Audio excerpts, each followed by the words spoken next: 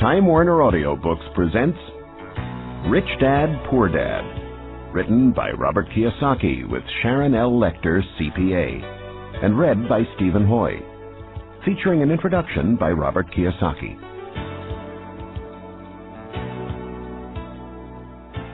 I had two fathers, a rich one and a poor one. One was highly educated and intelligent. He had a PhD and completed 4 years of undergraduate work in less than 2 years. The other father never finished the 8th grade. Both of them were successful in their careers, working hard all their lives. Both earned substantial incomes, yet one struggled financially all his life. The other would become one of the richest men in Hawaii. One died leaving tens of millions of dollars to his family, charities, and his church. The other left bills to be paid.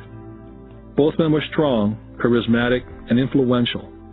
Both men offered me advice, but they did not advise the same things. Both men believed strongly in education, but did not recommend the same course of study. If I had had only one dad, I would have had to accept or reject his advice. Having two dads advising me offered me the choice of contrasting points of view, one of a rich man and one of a poor man.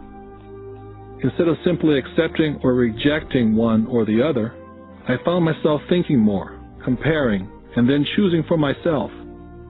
The problem was, the rich man was not rich yet, and the poor man not yet poor. Both were just starting out on their careers, and both were struggling with money and families. But they had very different points of view about the subject of money. For example, one dad would say, "The love of money is the root of all evil." The other, "The lack of money is the root of all evil." As a young boy, having two strong fathers, both influencing me, was difficult. I wanted to be a good son and listen, but the two fathers did not say the same things. The contrast in their points of view, particularly where money was concerned, was so extreme that I grew curious and intrigued. I began to start thinking for long periods of time about what each was saying. Much of my private time was spent reflecting, asking myself questions such as, "Why does he say that?" And then asking the same question of the other dad's statement. It would have been much easier to simply say, "Yeah, he's right, I agree with that," or to simply reject the point of view by saying, "The old man doesn't know what he's talking about." Instead, having two dads whom I love forced me to think and ultimately choose a way of thinking for myself. As a process, choosing to think for myself turned out to be much more valuable in the long run, rather than simply accepting or rejecting a single point of view. One of the reasons the rich get richer, the poor get poorer, and the middle class struggles in debt is because the subject of money is taught at home, not in school. Most of us learn about money from our parents. So what can a poor parent tell their child about money? They simply say, "Stay in school and study hard." The child may graduate with excellent grades, but with a poor person's financial programming and mindset. It was learned while the child was young. Money is not taught in schools.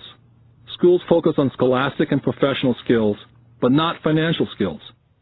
This explains how smart bankers, doctors, and accountants who earned excellent grades in school may still struggle financially all their lives. Our staggering national debt is due in large part to highly educated politicians and government officials making financial decisions with little or no training on the subject of money. I often look ahead to the new millennium and wonder what will happen when we have millions of people who will need financial and medical assistance. They will be dependent upon their families or the government for financial support. What will happen when Medicare and Social Security run out of money? How will a nation survive if teaching children about money continues to be left to parents, most of whom will be, or already are, poor? Because I had two influential fathers, I learned from both of them. I had to think about each dad's advice, and in doing so, I gained valuable insight into the power and effect of one's thoughts on one's life. For example, one dad had a habit of saying, "I can't afford it." The other dad forbade those words to be used. He insisted I say, "How can I afford it?" One is a statement, and the other is a question. One lets you off the hook, and the other forces you to think. My soon-to-be-rich dad would explain that by automatically saying the words, "I can't afford it," your brain stops working. By asking the question, "How can I afford it?" your brain is put to work. He did not mean buy everything you wanted. He was fanatical about exercising your mind, the most powerful computer in the world. My brain gets stronger every day because I exercise it. The stronger it gets, the more money I can make. He believed that automatically saying, "I can't afford it," was a sign of mental laziness. Although both dads worked hard, I noticed that one dad had a habit of putting his brain to sleep when it came to money matters, and the other had a habit of exercising his brain. The long-term result was that one dad grew stronger financially and the other grew weaker. It is not much different from a person who goes to the gym to exercise on a regular basis versus someone who sits on the couch watching television. Proper physical exercise increases your chances for health, and proper mental exercise increases your chances for wealth. Laziness decreases both health and wealth. My two dads had opposing attitudes and thought. One dad thought that the rich should pay more in taxes and take care of those less fortunate. The other said, taxes punish those who produce and reward those who don't produce. One dad recommended, study hard so you can find a good company to work for. The other recommended, study hard so you can find a good company to buy. One dad said, the reason I'm not rich is because I have you kids. The other said, the reason I must be rich is because I have you kids. One dad encouraged talking about money and business at the dinner table. The other forbade the subject of money to be discussed over a meal. One said, when it comes to money, play it safe and don't take risks. The other said, learn to manage risk. One believed, our home is our largest investment and our greatest asset. The other believed, my house is a liability, and if your house is your largest investment, you're in trouble. Both dads paid their bills on time, yet one paid his bills first, while the other paid his bills last. Being a product of two strong dads allowed me the luxury of observing the effects different thoughts have on one's life. I noticed that people really do shape their life through their thoughts. For example, my poor dad always said, I'll never be rich, and that prophecy became reality. My rich dad, on the other hand, always referred to himself as rich. He would say things like, I'm a rich man, and rich people don't do this. Even when he was flat broke, after a major financial setback, he continued to refer to himself as a rich man. He would cover himself by saying, there's a difference between being poor and being broke. Broke is temporary, and poor is eternal. My poor dad would also say, I'm not interested in money, or money doesn't matter. My rich dad always said, money is power. The power of our thoughts may never be measured or appreciated, but it became obvious to me as a young boy to be aware of my thoughts and how I expressed myself. I noticed that my poor dad was poor not because of the amount of money he earned, which was significant, but because of his thoughts and his actions. As a young boy, having two fathers, I became acutely aware of being careful which thoughts I chose to adopt as my own. Whom should I listen to, my rich dad or my poor dad? Although both men had tremendous respect for education and learning, they disagreed in what they thought was important to learn. One wanted me to study hard, earn a degree, and get a good job to work for money. He wanted me to study to become a professional, an attorney, or an accountant, or to go to business school for my MBA. The other encouraged me to study to be rich, to understand how money works, and learn how to have it work for me. I don't work for money, were the words he would repeat over and over. Money works for me. At the age of 9, I decided to listen to and learn from my rich dad about money. In doing so, I chose not to listen to my poor dad, even though he was the one with all the college degrees. Once I made up my mind whom to listen to, my education about money began. My rich dad taught me over a period of 30 years, until I was age 39. He stopped once he realized that I knew and fully understood what he had been trying to drum into my often thick skull. Money is one form of power, but what is more powerful is financial education. Money comes and goes. But if you have the education about how money works, you gain power over it and can begin building wealth. The reason positive thinking alone does not work is because most people went to school and never learned how money works, so they spend their lives working for money. Because I was only 9 years old when I started, the lessons my rich dad taught me were simple. And when it was all said and done, there are only 6 main lessons repeated over 30 years. This book is about those 6 lessons, put as simply as possible as my rich dad put forth those lessons to me. The lessons are not meant to be answers, but guideposts. Guideposts that will assist you and your children to grow wealthier, no matter what happens in a world of increasing change and uncertainty. Dad, can you tell me how to get rich? My dad put down the evening paper. Why do you want to get rich, son?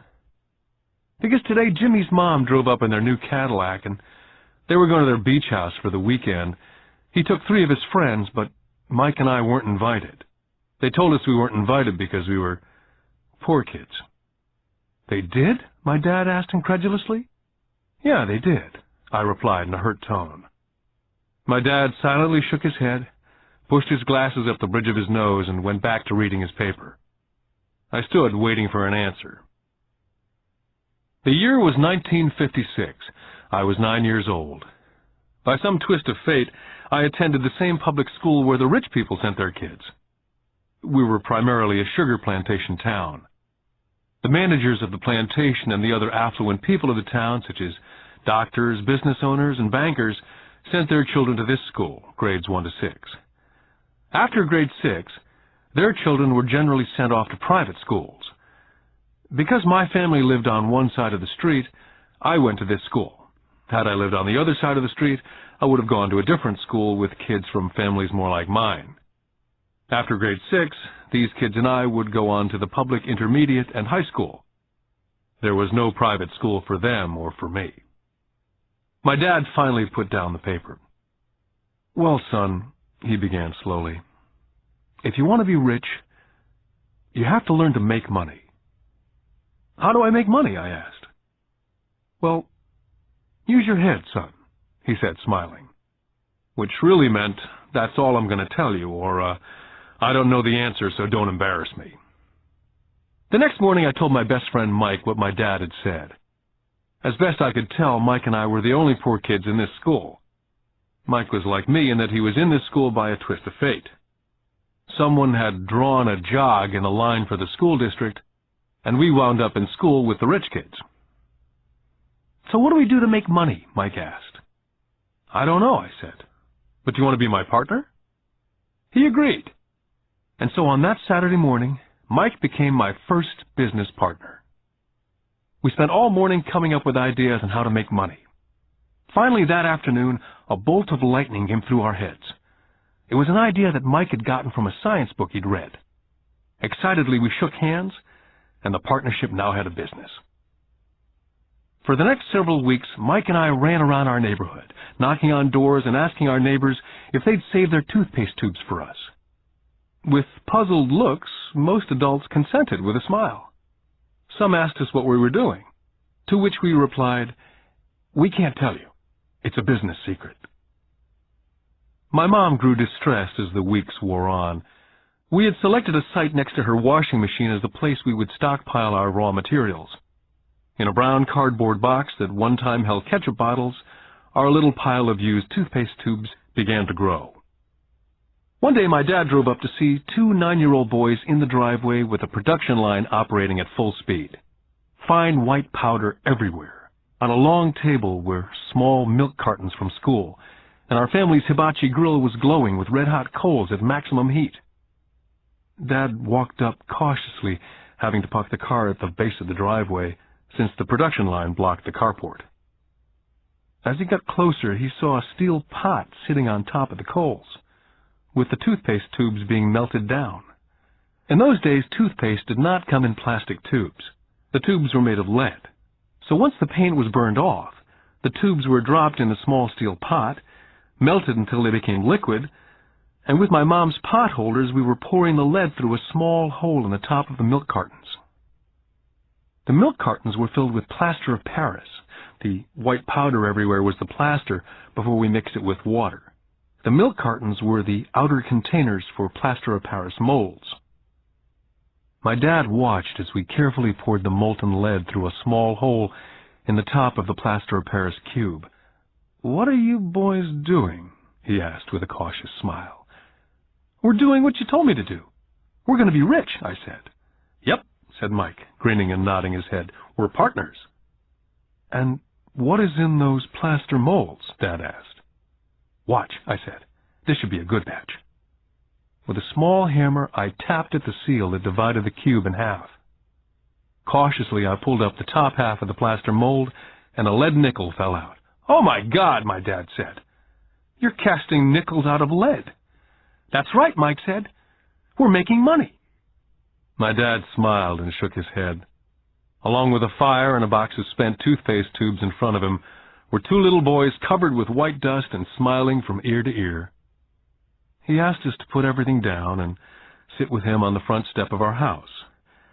With a smile, he gently explained what the word counterfeiting meant. Our dreams were dashed. "You mean this is illegal?" asked Mike. "Yes, it is illegal," my dad said gently. "But you boys have shown great creativity and original thought. Keep going. I'm really proud of you." Disappointed, Mike and I sat in silence for about 20 minutes before we began cleaning up our mess. The business was over on opening day. Sweeping the powder up, I looked at Mike and said, "I guess Jimmy and his friends are right. We are poor." My father was just leaving as I said that. "Boys," he said, "you're only poor if you give up. The most important thing is that you did something. Most people only talk and dream of getting rich. You've done something.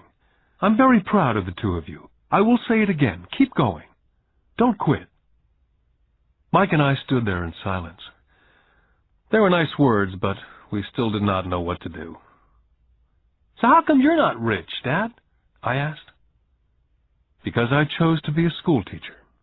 School teachers really don't think about being rich. We just like to teach. I wish I could help you, but I really don't know how to make money." Mike and I turned and continued our cleanup. "I know," said my dad. "If you boys want to learn how to be rich, don't ask me. Talk to your dad, Mike." "My dad?" asked Mike with a scrunched-up face. "Yeah, your dad," repeated my dad with a smile. "Your dad and I have the same banker, and he raves about your father. He's told me several times that your father is brilliant when it comes to making money. He seems to be building an empire, and I suspect in a few years he will be a very rich man." With that, Mike and I got excited again. With new vigor, we began cleaning up the mess caused by our now-defunct first business. As we were cleaning, we made plans on how and when to talk to Mike's dad. The problem was that Mike's dad worked long hours and often did not come home until late. His father owned warehouses, a construction company, a chain of stores, and 3 restaurants. It was the restaurants that kept him out late. Mike caught the bus home after we had finished cleaning up. He was going to talk to his dad when he got home that night and ask him if he would teach us how to become rich. Mike promised to call as soon as he talked to his dad, even if it was late. The phone rang at 8:30 p.m. Mike's dad had agreed to meet with Mike and me. At 7:30 Saturday morning, I caught the bus to the poor side of town. Michael and I met with his dad that morning at 8 o'clock. He was already busy and had been at work for more than an hour. His construction supervisor was just leaving in his pickup truck as I walked up to his simple, small, and tidy home. Mike met me at the door. "Dad's on the phone, and he said to wait on the back porch," Mike said as he opened the door. The old wooden floor creaked as I stepped across the threshold of this aging house. There was a cheap mat just inside the door. That mat was there to hide the years of wear from countless footsteps that the floor had supported. Although clean, it needed to be replaced. I felt claustrophobic as I entered the narrow living room, which was filled with old, musty, overstuffed furniture that today would be collector's items. Sitting on the couch were 2 women, a little older than my mom. Across from the women sat a man in workman's clothes. They smiled as Mike and I walked past them, heading for the kitchen, which led to the porch that overlooked the backyard. I smiled back shyly.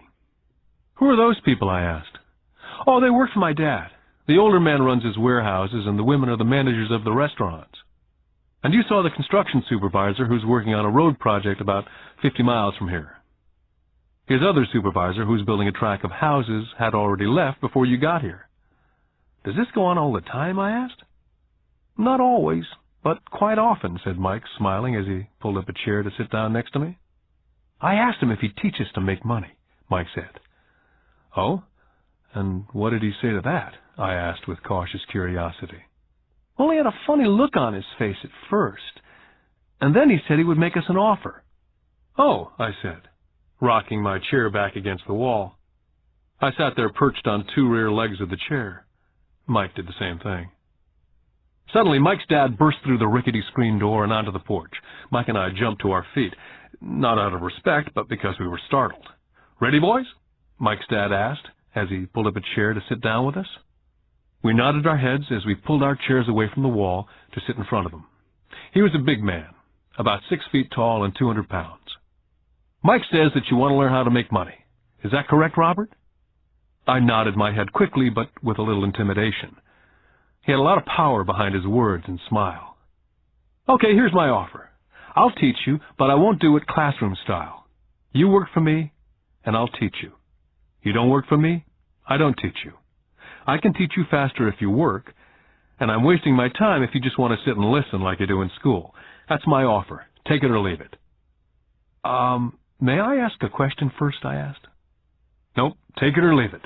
I've got too much work to do to waste my time. If you can't make up your mind decisively, then you'll never learn to make money anyway. Take it, I said. Take it, said Mike. Good, said Mike's dad. Mrs. Martin will be by in 10 minutes. After I'm through with her, you ride with her to my superette, and you can begin working.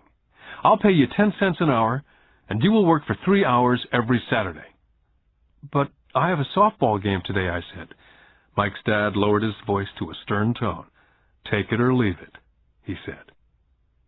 I'll take it, I replied, choosing to work and learn instead of playing softball.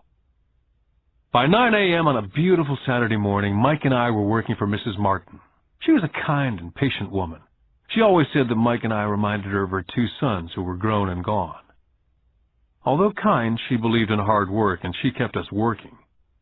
She was a taskmaster. We spent 3 hours taking canned goods off the shelves, and with a feather duster, brushing each can to get the dust off, and then restacking them neatly. It was excruciatingly boring work. For 3 weeks, Mike and I reported to Mrs. Martin and worked our 3 hours. By noon, our work was over, and she dropped 3 little dimes in each of our hands. Now, even at the age of 9 in the mid-50s, 30 cents was not too exciting. Comic books cost 10 cents back then, so I usually spent my money on comic books and went home. By Wednesday of the 4th week, I was ready to quit. I had agreed to work only because I wanted to learn to make money from Mike's dad. And now I was a slave for 10 cents an hour. On top of that, I had not seen Mike's dad since that first Saturday. I'm quitting, I told Mike at lunchtime. The school lunch was miserable. School was boring, and now I didn't even have my Saturdays to look forward to. But it was the 30 cents that really got to me. Mike smiled. Dad said this would happen. He said to meet with him when you were ready to quit. What? I said indignantly. He's been waiting for me to get fed up? Sort of, Mike said. Dad's kind of different. He teaches differently from your dad. Your mom and dad lecture a lot. My dad is quiet and a man of few words. You just wait till this Saturday. I'll tell him you're ready. You mean I've been set up? No, not really, but maybe. Dad will explain on Saturday. I was ready to face him, and I was prepared. Even my real dad was angry with him. My real dad, the one I call the poor one, thought that my rich dad was violating child labor laws and should be investigated. My educated dad told me to demand what I deserve, at least 25 cents an hour. My poor dad told me that if I didn't get a raise, I was to quit immediately. At 8 o'clock Saturday morning, I was going through the same rickety door of Mike's house. Take a seat and wait in line, Mike's dad said as I entered. He turned and disappeared into his little office next to a bedroom. I looked around the room and didn't see Mike anywhere. Feeling awkward, I cautiously sat down next to the same two women who were there 4 weeks earlier. They smiled and slid across the couch to make room for me. 45 minutes went by, and I was steaming. The two women had met with him and left 30 minutes earlier. An older gentleman was in there for 20 minutes and was also gone. The house was empty, and I sat out in his musty, dark living room on a beautiful, sunny Hawaiian day, waiting to talk to a cheapskate who exploited children. I could hear him rustling around in the office, talking on the phone and ignoring me. I was now ready to walk out, but for some reason I stayed. Finally, 15 minutes later, at exactly 9 o'clock, Rich Dad walked out of his office, said nothing, and signaled with his hand for me to enter his dingy office. "I understand you want a raise or you're going to quit," Rich Dad said as he swiveled in his office chair. "Well, you're not keeping your end of the bargain," I blurted out, nearly in tears. It was really frightening for a 9-year-old boy to confront a grown-up. "You said that you'd teach me if I worked for you." "Well, I've worked for you. I've worked hard. I've given up my baseball games to work for you, and you don't keep your word. You haven't taught me anything. You're a crook like everyone in town thinks you are. You're greedy. You want all the money and don't take care of your employees. You make me wait and don't show me any respect. I'm only a little boy, and I deserve to be treated better." Rich Dad rocked back in his swivel chair, hands up to his chin, somewhat staring at me. "Not bad," he said. "In less than a month, you sound like most of my employees." "What?" I asked. Not understanding what he was saying, I continued with my grievance. "I thought you were going to keep up your end of the bargain and teach me. Instead, you want to torture me. That's cruel. That's really cruel." "I am teaching you," Rich Dad said quietly. "What have you taught me?" "Nothing," I said angrily. "You haven't even talked to me once since I agreed to work for peanuts. 10 cents an hour, huh?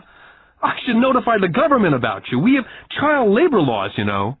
My dad works for the government, you know." "Wow," said Rich Dad. "Now you sound like most of the people who used to work for me. People I've either fired or they've quit." "So what do you have to say?" I demanded, feeling pretty brave for a little kid. "How do you know that I've not taught you anything?" asked Rich Dad calmly. "Well, you've never talked to me. I've worked for 3 weeks, and you've not taught me anything," I said with a pout. "Does teaching mean talking or a lecture?" Rich Dad asked. "Well, yes," I replied. "That's how they teach you in school," he said, smiling. "But that is not how life teaches you. And I would say that life is the best teacher of all. Most of the time, life does not talk to you, just sort of pushes you around. Each push is life saying, 'Wake up.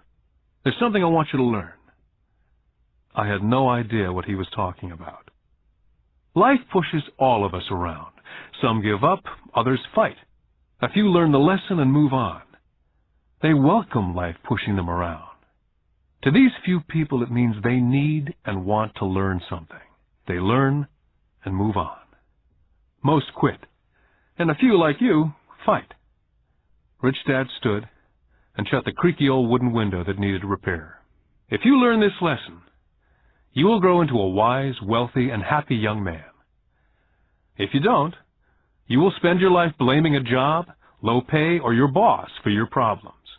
You'll live life hoping for that big break that'll solve all your money problems." Rich Dad looked over to me to see if I was still listening. His eyes met mine. We stared at each other, streams of communication going between us through our eyes.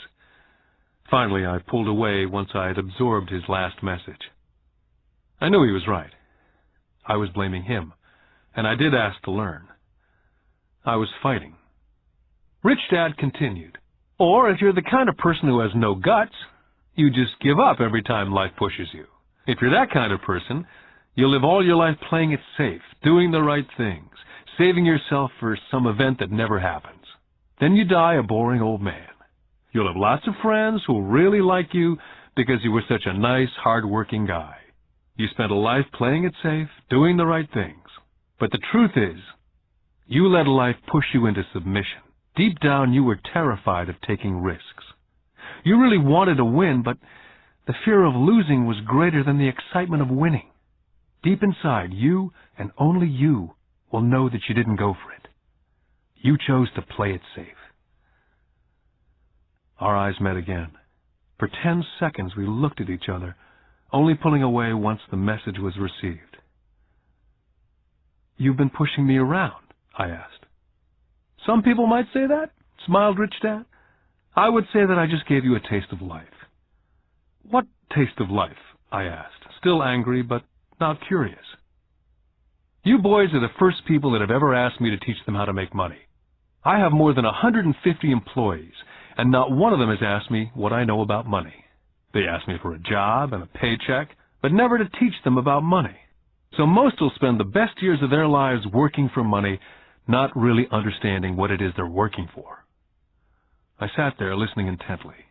"So when Mike told me about you wanting to learn how to make money, I decided to design a course that was close to real life. I could talk till I was blue in the face, but you wouldn't hear a thing. So I decided to let life push you around a bit so you could hear me. That's why I only paid you 10 cents. "So what is the lesson I learned from working for only 10 cents an hour?" I asked. "That you're cheap and exploit your workers?" Rich Dad laughed heartily. "You'd best change your point of view. Stop blaming me, thinking I'm the problem. If you think I'm the problem, then you have to change me. If you realize that you're the problem, then you can change yourself, learn something, and grow wiser."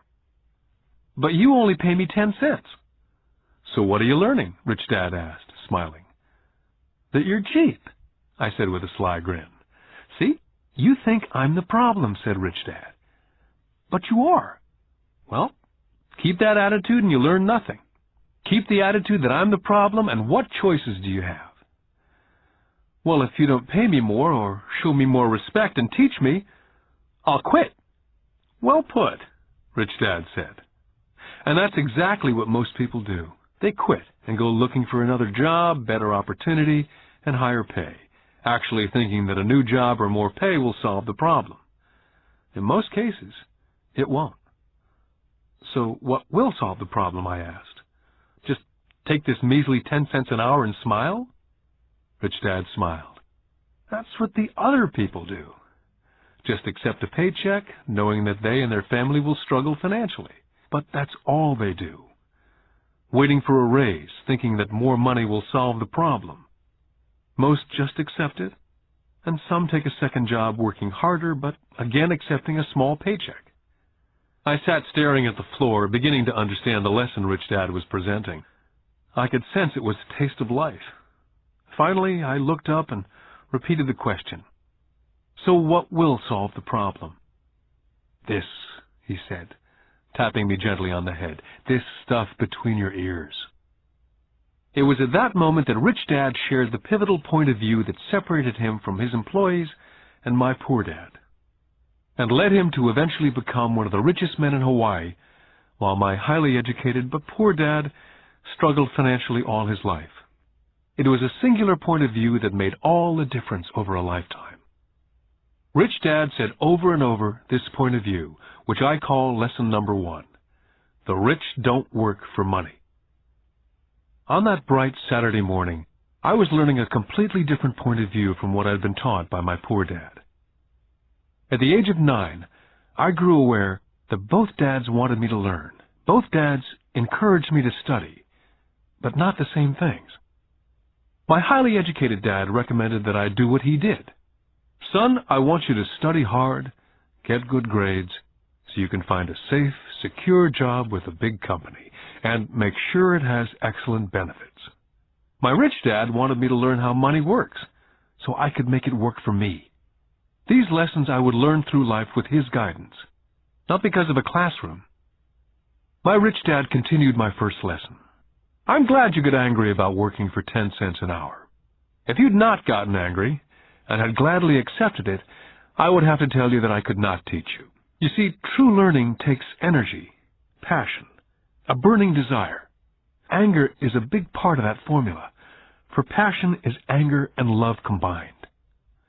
When it comes to money, most people want to play it safe and feel secure, so passion does not direct them, fear does." "So is that why they'll take a job with low pay?" I asked. "Yes," said Rich Dad. "Some people say I exploit people because they don't pay as much as the sugar plantation or the government. I say people exploit themselves. It's their fear, not mine. But don't you feel you should pay them more? I asked. I don't have to. And besides, more money will not solve the problem. Just look at your dad. He makes a lot of money and he still can't pay his bills. Most people, given more money, only get into more debt. So that's why the 10 cents an hour, I said, smiling. It's a part of the lesson. That's right, smiled Rich Dad. You see, your dad went to school and got an excellent education so he could get a high-paying job, which he did. But he still has money problems because he never learned anything about money at school. On top of that, he believes in working for money. And you don't, I asked? No, not really, said Rich Dad. If you want to learn to work for money, then stay in school. That's a great place to learn to do that. But if you want to learn how to have money work for you, then I will teach you that. But only if you want to learn. Wouldn't everyone want to learn that, I asked? No, said Rich Dad, simply because it's easier to learn to work for money, especially if fear is your primary emotion when the subject of money is discussed. I don't understand, I said with a frown. Oh, don't worry about that for now. Just know that it's fear that keeps most people working at a job. The fear of not paying their bills, the fear of being fired, the fear of not having enough money, the fear of starting over. That's the price of studying to learn a profession or trade and then working for money. Most people become a slave to money and then get angry at their boss. Learning to have money work for you is a completely different course of study, I asked. Absolutely, Rich Dad answered. Absolutely. We sat in silence. My friends would have been just starting their Little League baseball game, but for some reason I was now thankful I'd decided to work for 10 cents an hour. I sensed that I was about to learn something my friends would not learn in school. Ready to learn? Asked Rich Dad. Absolutely, I said with a grin. I've kept my promise. I've been teaching you from afar, my Rich Dad said. At 9 years old, you've gotten a taste of what it feels like to work for money. Just multiply your last month by 50 years, and you'll have an idea of what most people spend their life doing. I don't understand, I said. How did you feel waiting in line to see me? Once to get hired and once to ask for more money. Terrible, I said. If you choose to work for money, that is what life is like for many people, said Rich Dad. And how did you feel when Mrs. Martin dropped 3 dimes in your hand for 3 hours' work? I felt like it wasn't enough. It seemed like nothing. I was disappointed, I said. And that is how most employees feel when they look at their paychecks, especially after all the tax and other deductions are taken out. At least you got 100%. You mean most workers don't get paid everything? I asked with amazement. Heavens, no, said Rich Dad. The government always takes its share first. How do they do that? I asked. Taxes, said Rich Dad. You're taxed when you earn, you're taxed when you spend, you're taxed when you save, you're taxed when you die. Why do people let the government do that to them? The rich don't, said Rich Dad with a smile. The poor and the middle class do. I'll bet you that I earn more than your dad, yet he pays more in taxes. How can that be, I asked. As a 9-year-old boy, that made no sense to me. Why would someone let the government do that to them? Rich Dad sat there in silence. I guess he wanted me to listen instead of jabber away at the mouth. Finally, I calmed down. I did not like what I had heard. I knew my dad complained constantly about paying so much in taxes, but really did nothing about it. Was that life pushing him around? Rich Dad rocked slowly and silently in his chair, just looking at me. Ready to learn? He asked. I nodded my head slowly. Learning how to have money work for you is a lifetime study. Most people go to college for 4 years and their education ends. I already know that my study of money will continue over a lifetime simply because the more I find out, the more I find out I need to know. Most people never study the subject. They go to work, get their paycheck, balance their checkbooks, and that's it. On top of that, they wonder why they have money problems. Then they think that more money will solve the problem. Few realize that it's their lack of financial education that is the problem. So, my dad has tax problems because he doesn't understand money? I asked, confused. Look, said Rich Dad, taxes are just one small section on learning how to have money work for you. Today, I just wanted to find out if you still have the passion to learn about money. Most people don't. They want to go to school, learn a profession, have fun at their work, and earn lots of money. One day they wake up with big money problems, and then they can't stop working. That's the price of only knowing how to work for money, instead of studying how to have money work for you. So, do you still have the passion to learn? Asked Rich Dad. I nodded my head. Good, said Rich Dad. Now get back to work. This time I will pay you nothing. What? I asked in amazement. You heard me. Nothing. You'll work the same 3 hours every Saturday, but this time you will not be paid 10 cents an hour. You said you wanted to learn to not work for money, so I'm not going to pay you anything. I couldn't believe what I was hearing. I've already had this conversation with Mike. He's already working, dusting, and stacking canned goods for free. You better hurry up and get back there. I stood there, still not believing what a raw deal I'd been handed. Here I came to ask for a raise, and now I was being told to keep working for nothing. Rich Dad tapped me on the head and said, "Use this. Now get out of here." I didn't tell my poor dad I wasn't being paid. He would not have understood, and I did not want to try to explain something that I did not yet understand myself. For 3 more weeks, Mike and I worked for 3 hours every Saturday for nothing. The work didn't bother me, and the routine got easier. It was the missed baseball games and not being able to afford to buy a few comic books that got to me. Rich Dad stopped by at noon on the 3rd week. We heard his truck pull up in the parking lot and sputter when the engine was turned off. He entered the store and greeted Mrs. Martin with a hug. After finding out how things were going in the store, he reached into the ice cream freezer, pulled out 2 bars, paid for them, and signaled to Mike and me, "Let's go for a walk, boys." We crossed the street, dodging a few cars, and walked across a large grassy field where a few adults were playing softball. Sitting down at a remote picnic table, he handed Mike and me the ice cream bars. "How's it going, boys?" "Okay," Mike said. I nodded in agreement. "Learn anything yet?" Rich Dad asked. Mike and I looked at each other, shrugged our shoulders, and shook our heads in unison. "Well, you boys had better start thinking. You're staring at one of life's biggest lessons. If you learn the lesson, you'll enjoy a life of great freedom and security. If you don't learn the lesson, you'll wind up like Mrs. Martin and most of the people playing softball in this park. They work very hard for a little money, clinging to the illusion of job security, looking forward to a 3-week vacation each year and a skimpy pension after 45 years of work. Now, if that excites you, I'll give you a raise to 25 cents an hour." "But these are good, hard-working people. Are you making fun of them?" I demanded. A smile came over Rich Dad's face. "Mrs. Martin's like a mother to me, and I would never be that cruel. I may sound cruel because I'm doing my best to point something out to the 2 of you. I want to expand your point of view so you can see something most people never have the benefit of seeing because their vision is too narrow. Most people never see the trap they're in." Mike and I sat there uncertain of his message. He sounded cruel, yet we could sense he was desperately wanting us to know something. With a smile, Rich Dad said, "Doesn't that 25 cents an hour sound good? Doesn't that make your heart beat a little faster?" I shook my head no, but it really did. 25 cents an hour would be big bucks to me. "Okay, I'll pay you $1 an hour," Rich Dad said with a sly grin. Now my heart was beginning to race. My brain was screaming, "Take it, take it." I could not believe what I was hearing.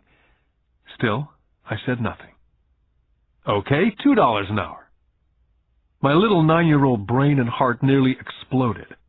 After all, it was 1956, and being paid $2 an hour would have made me the richest kid in the world.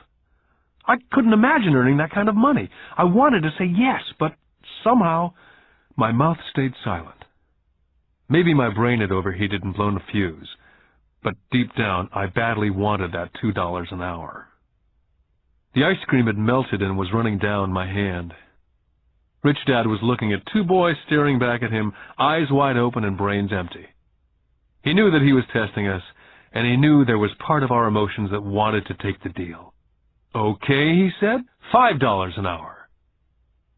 Suddenly there was a silence from inside me. Something had changed. The offer was too big, and had gotten ridiculous. Not too many grown-ups in 1956 made more than $5 an hour. The temptation disappeared and a calm set in. Slowly I turned to my left to look at Mike. He looked back at me. The part of my soul that was weak and needy was silenced. The part of me that had no price took over. There was a calm and a certainty about money that entered my brain and my soul. I knew Mike had gotten to that point also. "Good," Rich Dad said softly. "Most people have a price.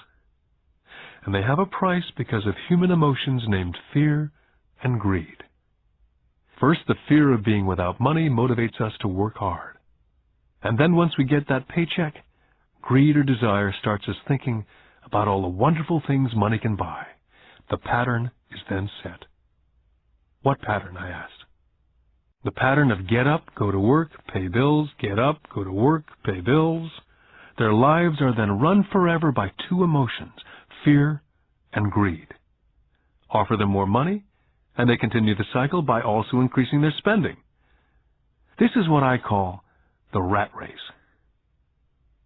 "There is another way?" Mike asked. "Yes," said Rich Dad slowly, "but only a few people find it." "And what is that way?" Mike asked. "That's what I hope you boys will find out as you work and study with me. That is why I took away all forms of pay." "Any hints?" Mike asked. "We're kind of tired of working hard, especially for nothing." "Well, the first step is telling the truth," said Rich Dad. "We haven't been lying," I said. "I did not say you were lying. I said to tell the truth," Rich Dad came back. "The truth about what?" I asked. "How you're feeling," Rich Dad said. "You don't have to say it to anyone else, just yourself." "You mean the people in this park, the people who work for you, Mrs. Martin, they don't do that?" I asked. "I doubt it," Rich Dad said. "Instead, they feel the fear of not having money. Instead of confronting the fear, they react instead of think. They react emotionally instead of using their heads," Rich Dad said, tapping us on our heads. "Then they get a few bucks in their hands, and again the emotion of joy and desire and greed take over. And again they react instead of think." "So their emotions do their thinking," Mike said. "That's correct," said Rich Dad. "Money is running their lives, and they refuse to tell the truth about that. Money is in control of their emotions, and hence their souls." Rich Dad sat quietly, letting his words sink in. Realizing we had absorbed as much as possible of what he was talking about, Rich Dad said, "I want you boys to avoid that trap. That is really what I want to teach you. Not just to be rich, because being rich does not solve the problem." "It doesn't?" I asked, surprised. "No, it doesn't. Let me finish with the other emotion, which is desire. Some call it greed, but I prefer desire. It's perfectly normal to desire something better, prettier, more fun or exciting. So people also work for money because of desire. They desire money for the joy they think it can buy. But the joy that money brings is often short-lived, and they soon need more money for more joy, more pleasure, more comfort, more security. So they keep working, thinking money will soothe their souls that are troubled by fear and desire, but money cannot do that. "Even for rich people?" Mike asked. "Rich people included," said Rich Dad. "In fact, the reason many rich people are rich is not because of desire, but because of fear. They actually think that money can eliminate that fear of not having money, of being poor. So they amass tons of it only to find out that the fear gets worse. They now fear losing it.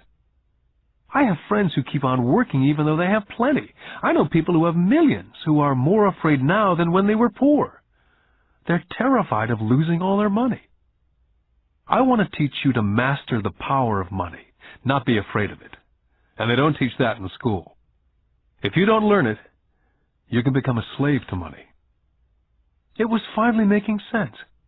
He did want us to widen our views, to see what Mrs. Martin could not see, his employees could not see, or my dad for that matter. He used examples that sounded cruel at the time, but I've never forgotten them.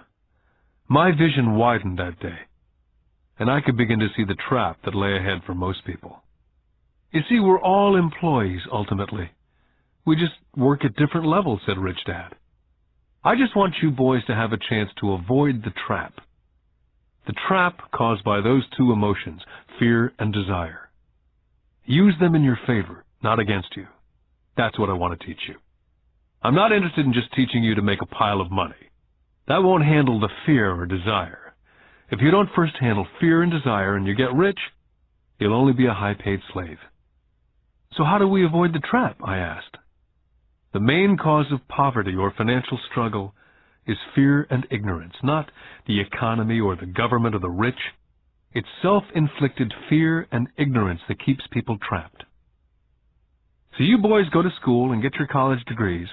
I'll teach you how to stay out of the trap. The pieces of the puzzle were appearing.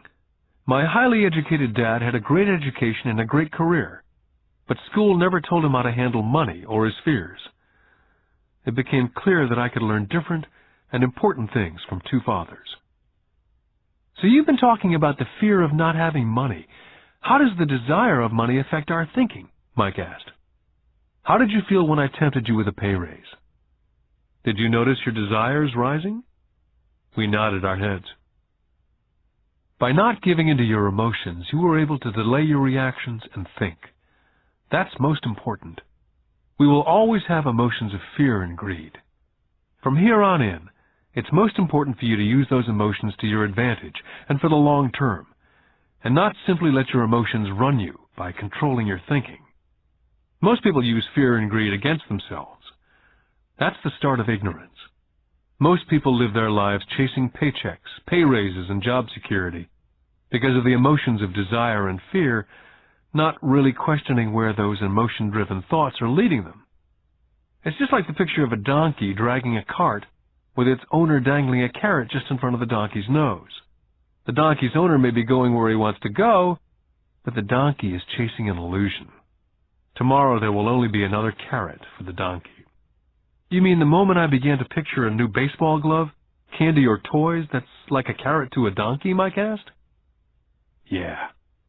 And as you get older, your toys get more expensive. New car, boat, and a big house to impress your friends, said Rich Dad with a smile.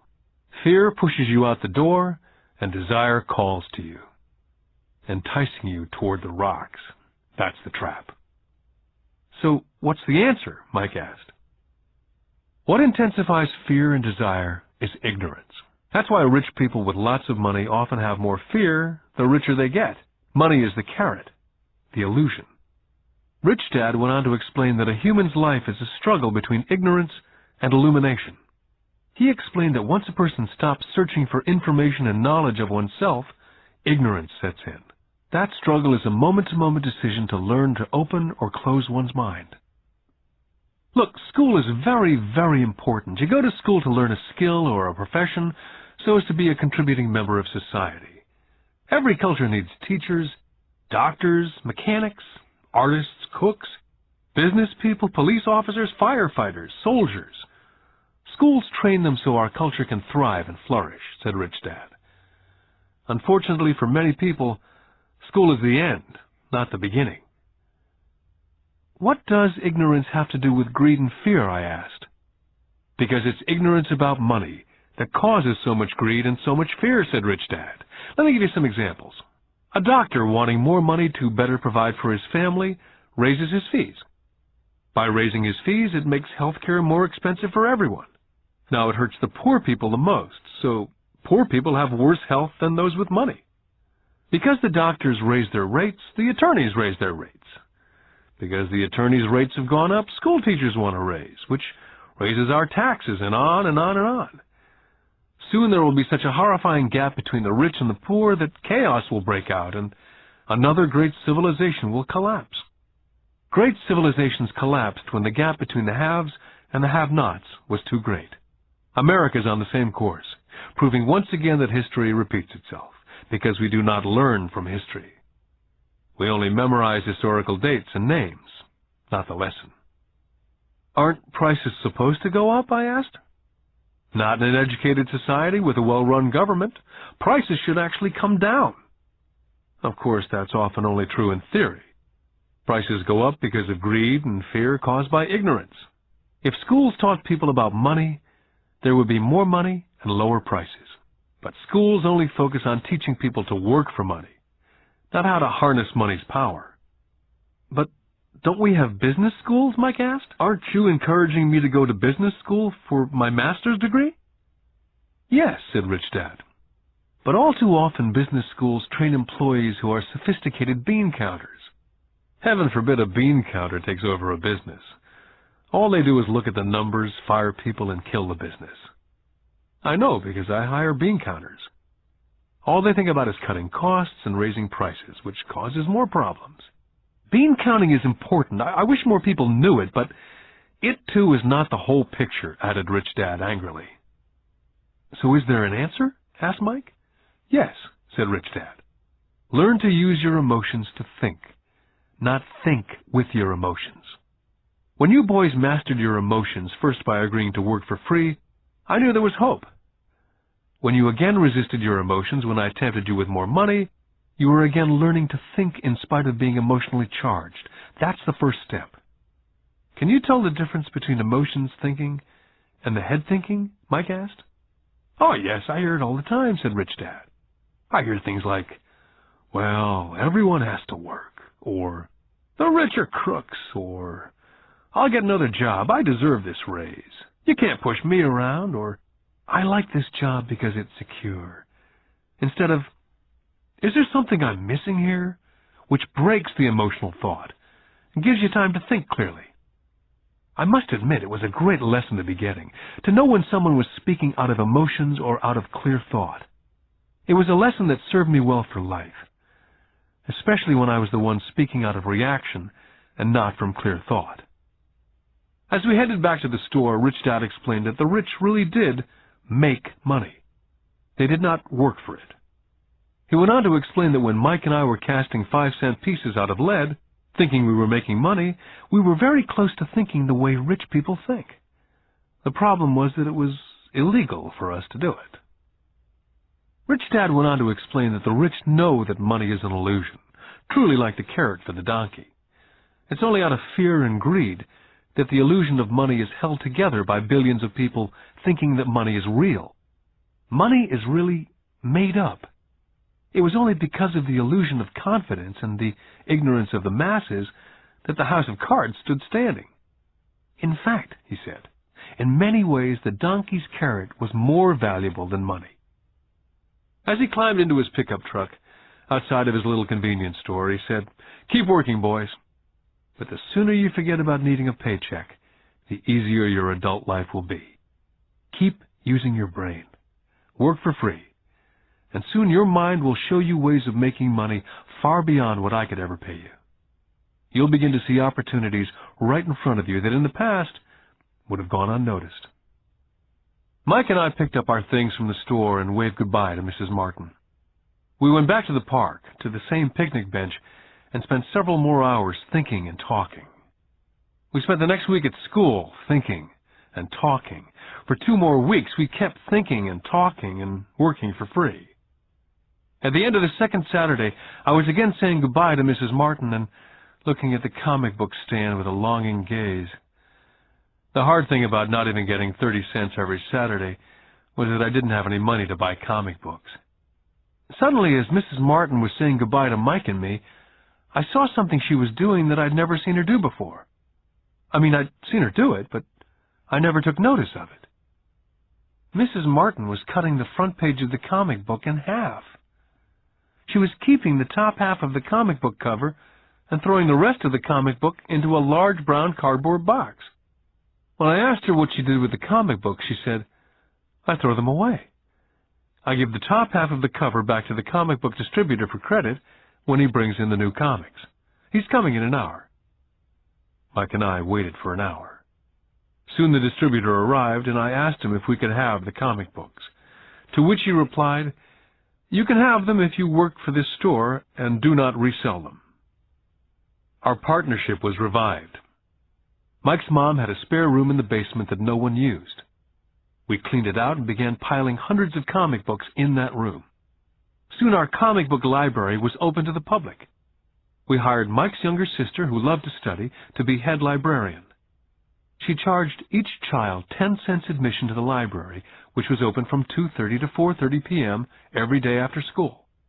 The customers, the children of the neighborhood, could read as many comics as they could in 2 hours.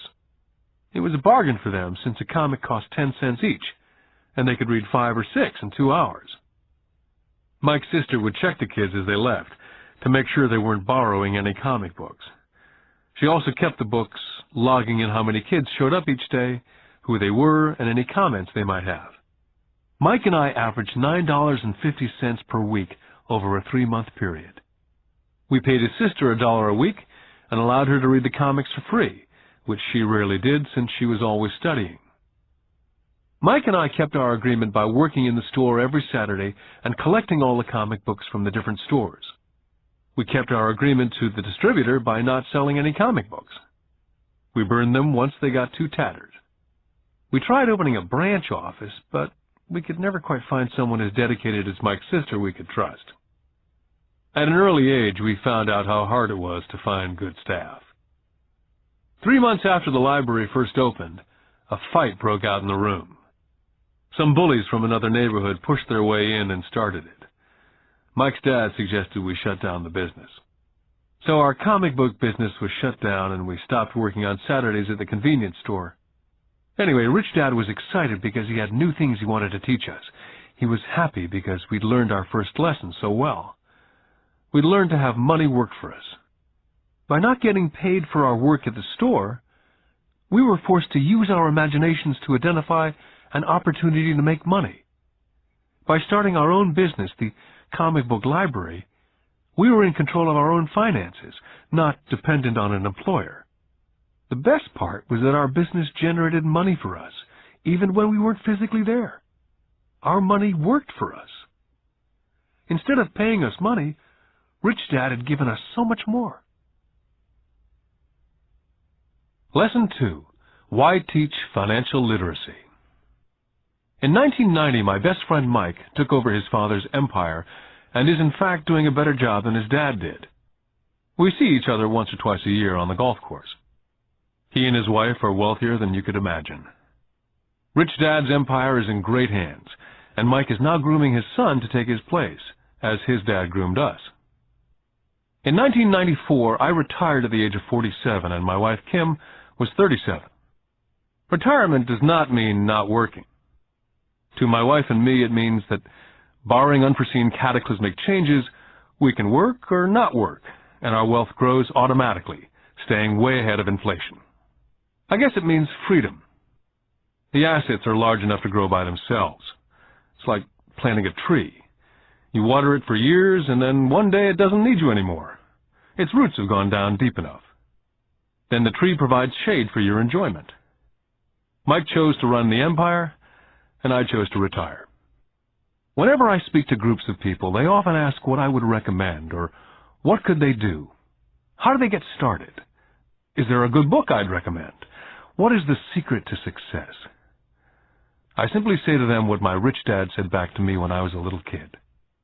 If you want to be rich, you need to be financially literate. That idea was drummed into my head every time we were together. As I said, my educated dad stressed the importance of reading books, while my rich dad stressed the need to master financial literacy. If you're going to build the Empire State Building, the first thing you need to do is dig a deep hole and pour a strong foundation. If you're going to build a home in the suburbs, all you need to do is pour a 6-inch slab of concrete. Most people, in their drive to get rich, are trying to build an Empire State Building on a 6-inch slab. Our school system, having been created in the agrarian age, believes in homes with no foundation dirt floors are still the rage. So kids graduate from school with virtually no financial foundation. One day, sleepless and deep in debt in suburbia, living the American dream, they decide that the answer to their financial problems is to find a way to get rich quick. Construction on the skyscraper begins. It goes up quickly, and soon, instead of the Empire State Building, we have the Leaning Tower of suburbia. The sleepless nights return. As for Mike and me in our adult years, both of our choices were possible. because we were taught to pour a strong financial foundation when we were just kids. Now, accounting is possibly the most boring subject in the world. It also could be the most confusing. But if you want to be rich, long term, it could be the most important subject. The question is, how do you take a boring and confusing subject and teach it to kids? The answer is, make it simple. My rich dad poured a strong financial foundation for Mike and me. Since we were just kids, he created a simple way to teach us. For years, he only drew pictures and used words. Mike and I understood the simple drawings, the jargon, the movement of money. And then in later years, Rich Dad began adding numbers. Most importantly, you must know the difference between an asset and a liability, and buy assets. If you want to be rich, this is all you need to know. It is rule number 1. It is the only rule. This may sound absurdly simple, but most people have no idea how profound this rule is. Most people struggle financially because they do not know the difference between an asset and a liability. Rich people acquire assets. The poor and middle class acquire liabilities, but they think they are assets. When Rich Dad explained this to Mike and me, we thought he was kidding. Here we were nearly teenagers and waiting for the secret to get rich, and this was his answer. It was so simple that we had to stop for a long time to think about it. If it's that simple, how come everyone's not rich? I asked. Rich Dad smiled, because people do not know the difference between an asset and a liability. I remember asking, how can adults be so silly? If it's that simple, if it's that important, why would everyone not want to find out? It took our Rich Dad only a few minutes to explain what assets and liabilities were. To teach preteen boys, Rich Dad kept everything simple, using as many pictures as possible, as few words as possible, and no numbers for years. My Rich Dad simply drew a vertical box with a line through the middle. The top half was for income, and the bottom half was for expenses. Then beneath that box, he drew another box horizontally, which he divided into a left half for assets and a right half for liabilities. The income statement, often called a profit and loss statement, measures income and expenses, money in or money out. The second set of boxes is the balance sheet. It's called that because it's supposed to balance assets against liabilities. That relationship is vital to understand. The primary cause of financial struggle is simply not knowing the difference between an asset and a liability. The cause of the confusion is found in the definition of the two words. If you want a lesson in confusion, simply look up the words asset and liability in the dictionary. So my Rich Dad simply told two young boys the following. An asset is something that puts money in my pocket. A liability is something that takes money out of my pocket. This is really all you need to know. If you want to be rich, simply spend your life buying assets. If you want to be poor or middle class, spend your life buying liabilities. It's not knowing the difference that causes most of the financial struggle in the real world. My Rich Dad then drew 3 arrows on his diagram. He explained, the arrow represents the flow of cash, or cash flow. In 80% of most families, the financial story is a story of working hard in an effort to get ahead. It's not because they don't make money, but because they spend their lives buying liabilities instead of assets.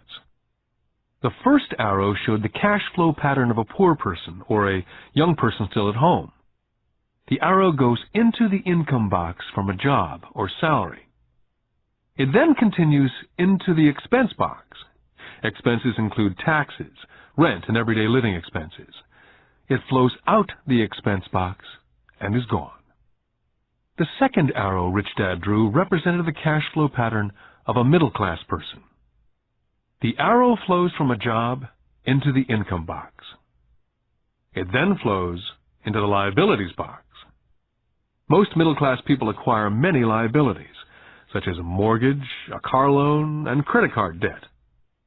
From the liabilities box, it flows to the expense box, where the monthly payments are made for the liabilities as well as taxes and living expenses. From there, it flows out the expense box and is gone. The third arrow is the pattern of a wealthy person. This arrow simply flows from the asset box into the income box.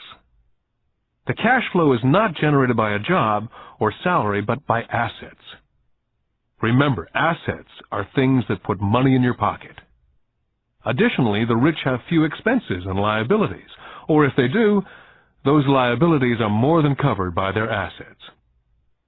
Examples such as these are oversimplified. Everyone has living expenses, the need for food, shelter, and clothing. The diagrams Rich Dad drew showed the flow of cash through a poor, middle class, or wealthy person's life. It's the cash flow that tells the story. It's the story of how a person handles their money, what they do after they get the money in their hand. I cringe whenever I hear people ask me how to get rich quicker. Or how do they start? I often hear, I'm in debt, so I need to make more money. But more money will often not solve the problem. In fact, it may actually accelerate the problem. Money often makes obvious our tragic human flaws. Money often puts a spotlight on what we do not know. That's why, all too often, a person who comes into a sudden windfall of cash, let's say an inheritance, a pay raise, or lottery winnings, soon returns to the same financial mess, if not worse than the mess they were in before they received the money. Money only accentuates the cash flow pattern running in your head. If your pattern is to spend everything you get, most likely an increase in cash will just result in an increase in spending. Thus the saying, a fool and his money is one big party.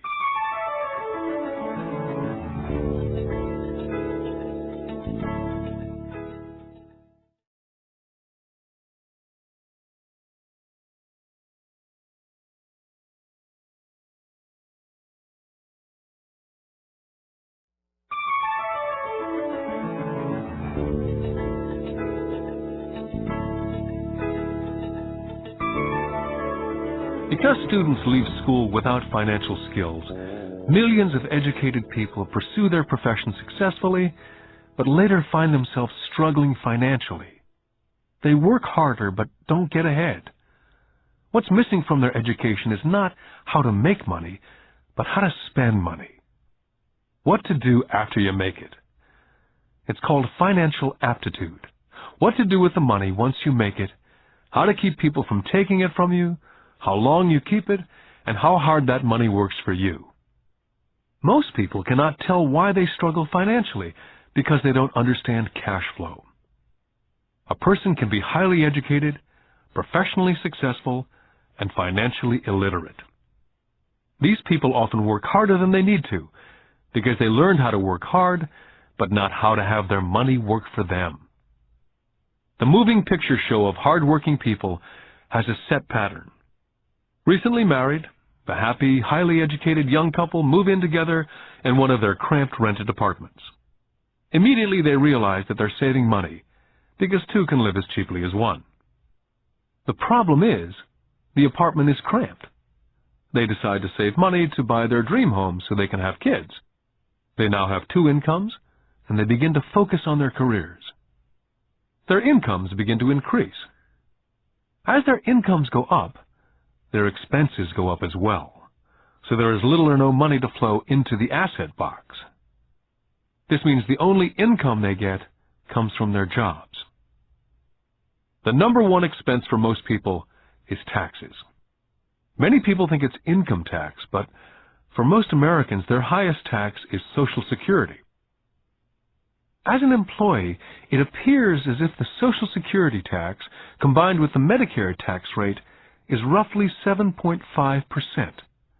But it's really 15%, since the employer must match the Social Security amount.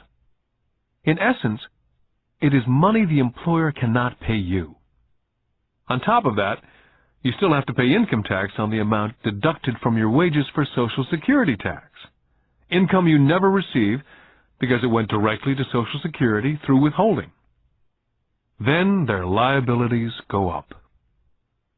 This is best demonstrated by going back to the young couple. As a result of their incomes going up, They decide to go out and buy the house of their dreams. Once in their house, they have a new tax, called property tax. Then they buy a new car, new furniture, and new appliances to match their new house. All of a sudden, they wake up, and their liabilities column is full of mortgage debt and credit card debt. They're now trapped in the rat race. A child comes along. They work harder. The process repeats itself.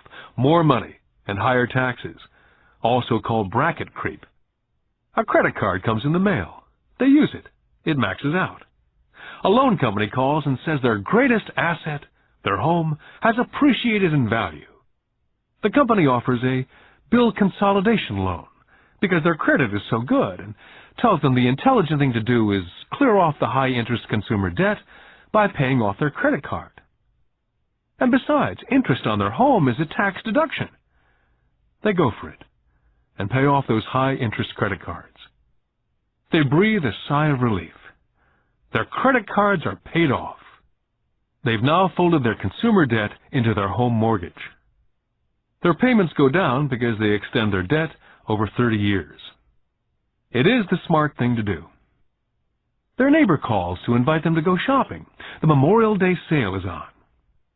A chance to save some money. They say to themselves, "I won't buy anything, I'll just go look." But just in case they find something, they tuck that clean credit card inside their wallet. I run into this young couple all the time.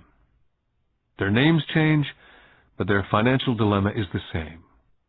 They come to one of my talks to hear what I have to say. They ask me, "Can you tell us how to make more money?" Their spending habits have caused them to seek more income. They don't even know that the trouble is really how they choose to spend the money they do have. And that is the real cause of their financial struggle. It's caused by financial illiteracy and not understanding the difference between an asset and a liability. More money seldom solves someone's money problems. Intelligence solves problems. There's a saying a friend of mine says over and over to people in debt: if you find yourself in a hole, stop digging. The poor and middle class all too often allow the power of money to control them. By simply getting up and working harder, failing to ask themselves if what they do makes sense, they shoot themselves in the foot as they leave for work every morning. By not fully understanding money, the vast majority of people allow the awesome power of money to control them. The power of money is used against them. By the time Mike and I were 16 years old, we began to have problems in school. We were not bad kids.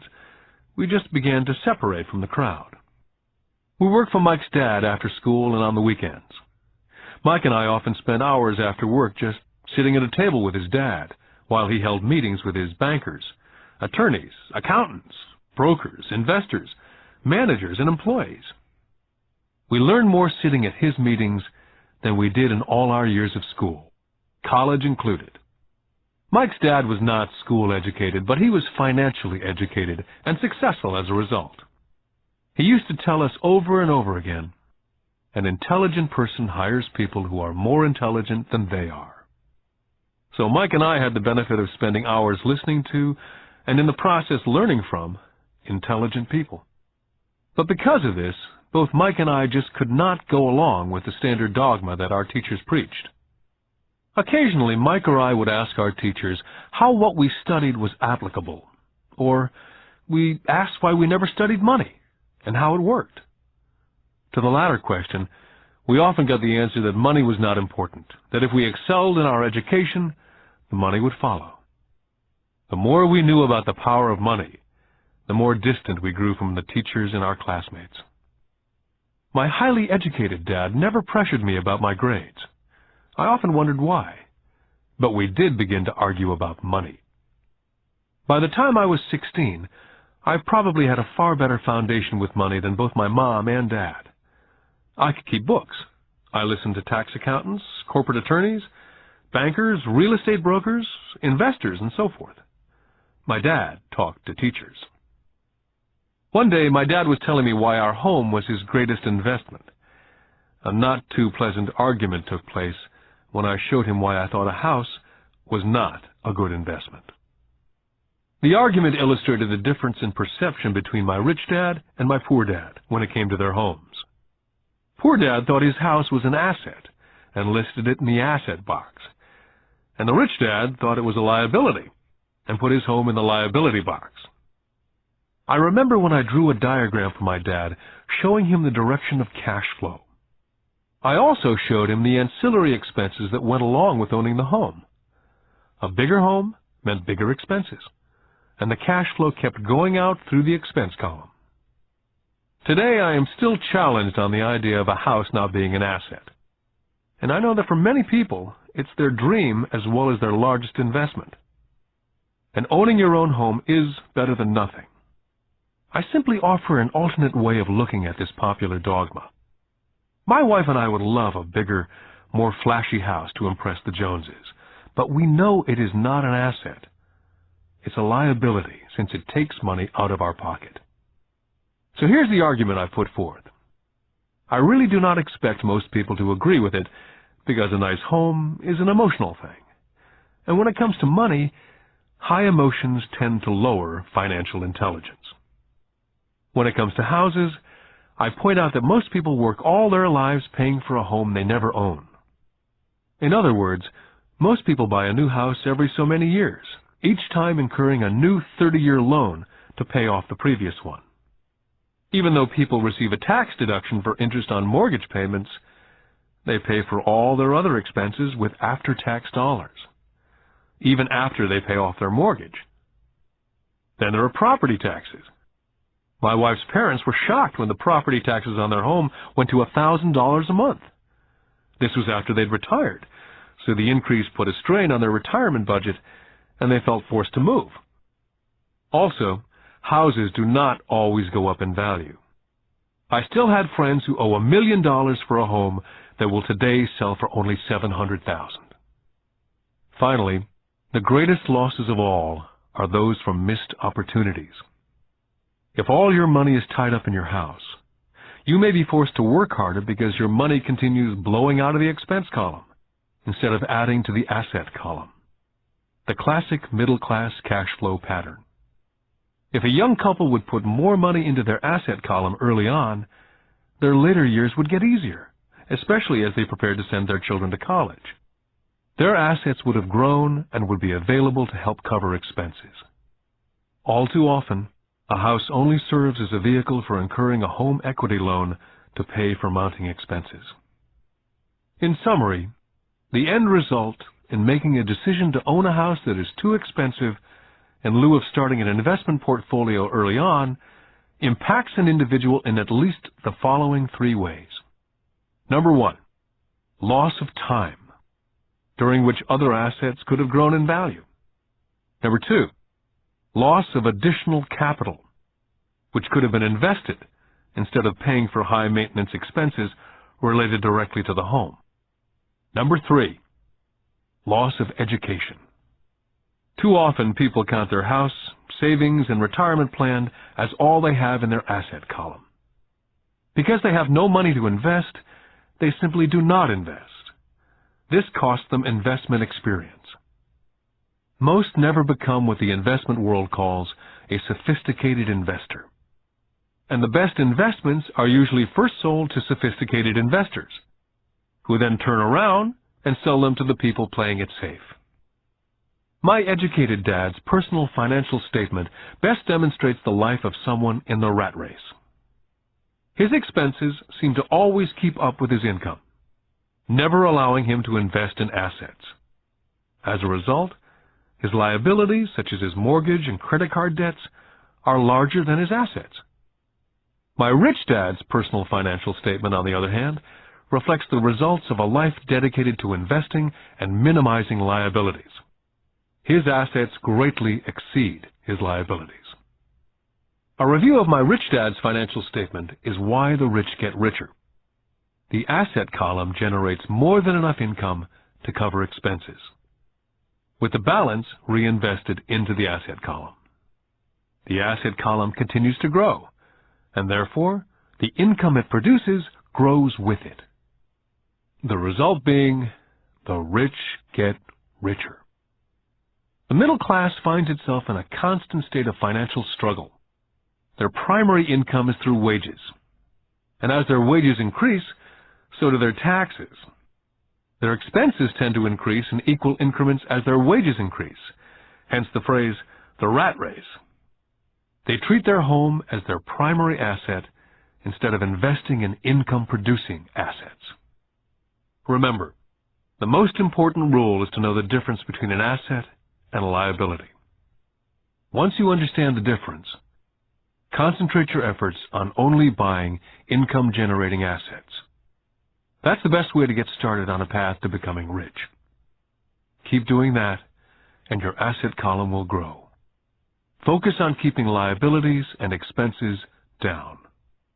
This will make more money available to continue pouring into the asset column. This pattern of treating your home as an investment, and the philosophy that a pay raise means you can buy a larger home or spend more, is the foundation of today's debt-ridden society. This process of increased spending throws families into greater debt and into more financial uncertainty, even though they may be advancing in their jobs and receiving pay raises on a regular basis. This is high-risk living caused by weak financial education. As an employee who's also a homeowner, your working efforts are generally as follows. You work for someone else. Most people, working for a paycheck, are making the owner or the shareholders richer. Your efforts and success will help provide for the owner's success and retirement. Next, you work for the government. The government takes its share from your paycheck before you even see it. By working harder, you simply increase the amount of taxes taken by the government. Most people work from January to May just for the government. And finally, you work for the bank. After taxes, your next largest expense is usually your mortgage and credit card debt. The problem with simply working harder is that each of these three levels takes a greater share of your increased efforts. You need to learn how to have your increased efforts benefit you and your family directly. Once you've decided to concentrate on minding your own business, how do you set your goals? For most people, they must keep their profession and rely on their wages to fund their acquisition of assets. As their assets grow, how do they measure the extent of their success? When does someone realize that they are rich, that they have wealth? As well as having my own definitions for assets and liabilities, I also have my own definition for wealth. Actually, I borrowed it from a man named Buckminster Fuller. Some people call him a quack, and others call him a living genius. Years ago, he got all the architects buzzing because he applied for a patent in 1961 for something called a geodesic dome. But in the application, Fuller also said something about wealth. It was pretty confusing at first, but after reading it for a while, it began to make some sense. Wealth is a person's ability to survive so many number of days forward. Or, if I stopped working today, how long could I survive? Unlike net worth, the difference between your assets and liabilities, which is often filled with a person's expensive junk and opinions of what things are worth, this definition creates the possibility for developing a truly accurate measurement. I could now measure and really know where I was in terms of my goal to become financially independent. Although net worth often includes these non-cash producing assets like stuff you bought that now sits in your garage, wealth measures how much money your money is making, and therefore your financial survivability. Wealth is the measure of the cash flow from the asset column compared with the expense column. Let's use an example. Let's say I have a cash flow from my asset column of $1,000 a month, and I have monthly expenses of $2,000. What's my wealth? Let's go back to Buckminster Fuller's definition. Using his definition, how many days forward can I survive? And let's assume a 30-day month. By that definition, I have enough cash flow for half a month. When I have achieved $2,000 a month cash flow from my assets, then I will be wealthy. I now have income generated from assets each month that fully covers my monthly expenses. If I want to increase my expenses, I first must increase my cash flow from assets to maintain this level of wealth. Take notice that it's at this point that I am no longer dependent on my wages. I have focused on and been successful in building an asset column that's made me financially independent. If I quit my job today, I would be able to cover my monthly expenses with the cash flow from my assets. My next goal would be to have the excess cash flow from my assets reinvested into the asset column. The more money that goes into my asset column, the more my asset column grows. The more my assets grow, the more my cash flow grows.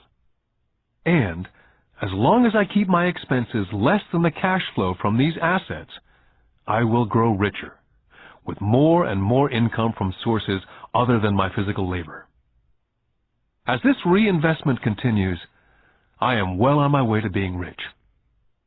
The actual definition of rich is in the eye of the beholder. You can never be too rich. Just remember this simple observation. The rich buy assets, the poor only have expenses. The middle class buys liabilities they think are assets. So how do I start minding my own business? What's the answer?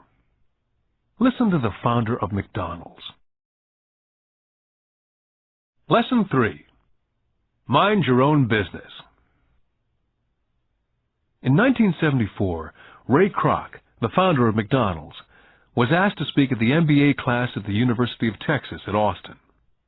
A dear friend of mine, Keith Cunningham, was a student in that MBA class. After a powerful and inspiring talk, the class adjourned, and the students asked Ray if he would join them at their favorite hangout to have a few beers.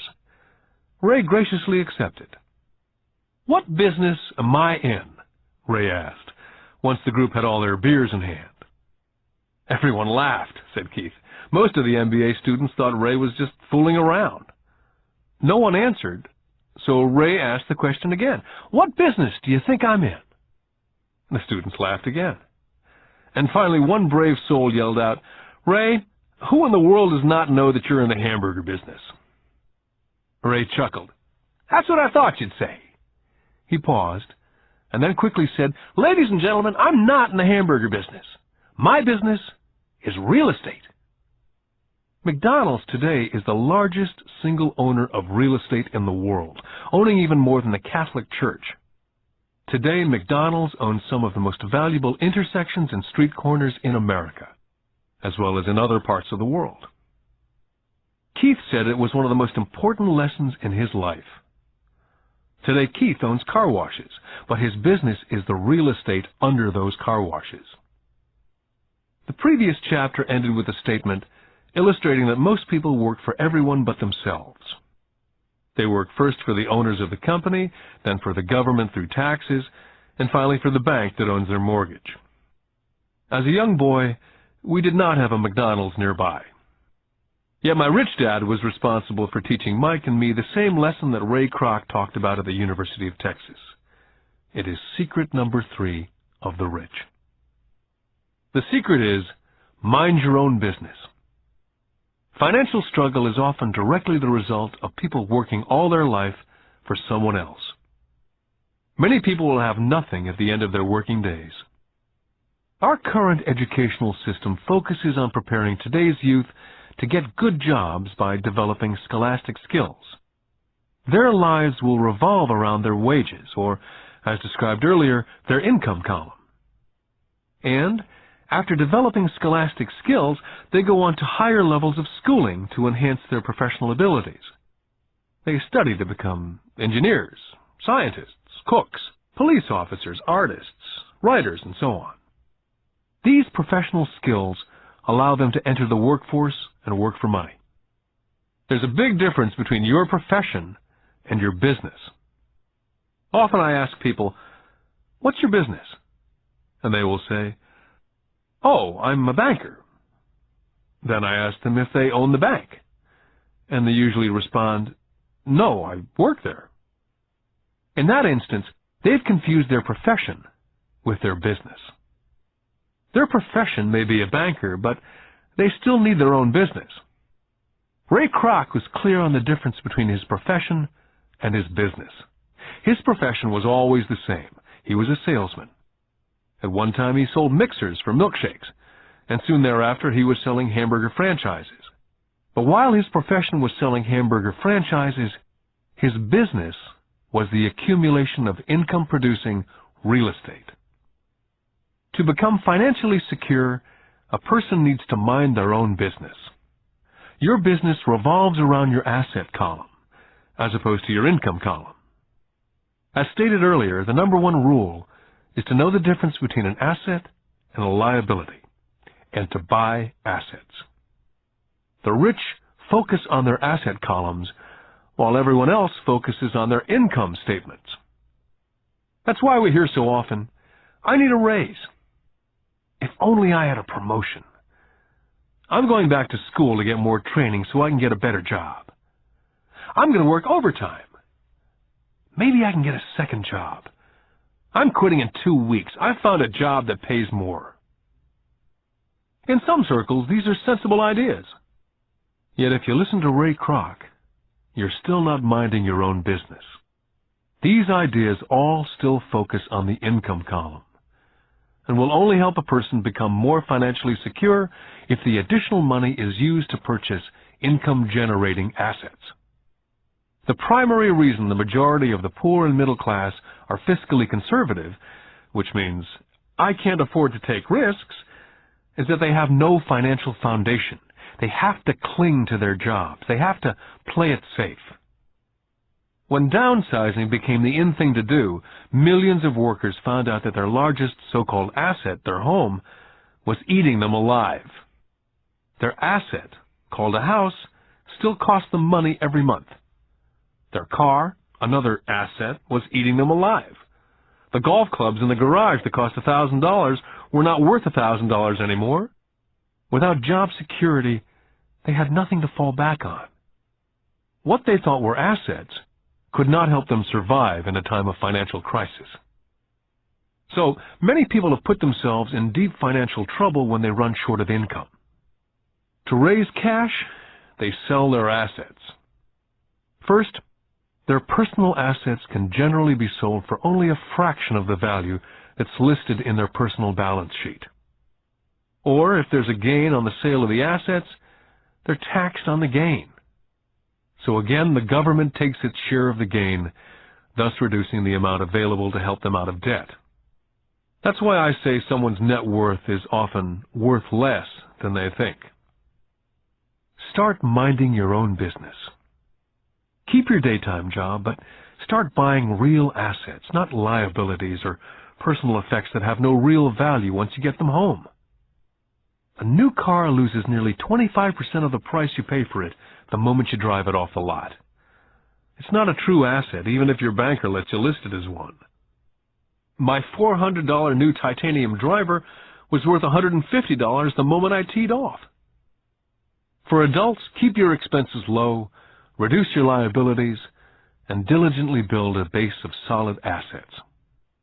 For young people who've not yet left home, it's important for parents to teach them the difference between an asset and a liability.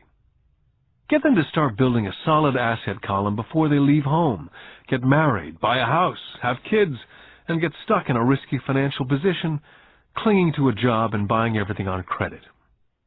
I see so many young couples who get married and trap themselves into a lifestyle that will not let them get out of debt for most of their working years. For most people, just as the last child leaves home, the parents realize they've not adequately prepared for retirement, and they begin to scramble to put some money away. Then their own parents become ill, and they find themselves with new responsibilities. So, what kind of assets am I suggesting that you or your children acquire? In my world, real assets fall into several different categories. First, businesses that do not require my presence. I own them, but they're managed or run by other people. If I have to work there, it's not a business. It becomes my job.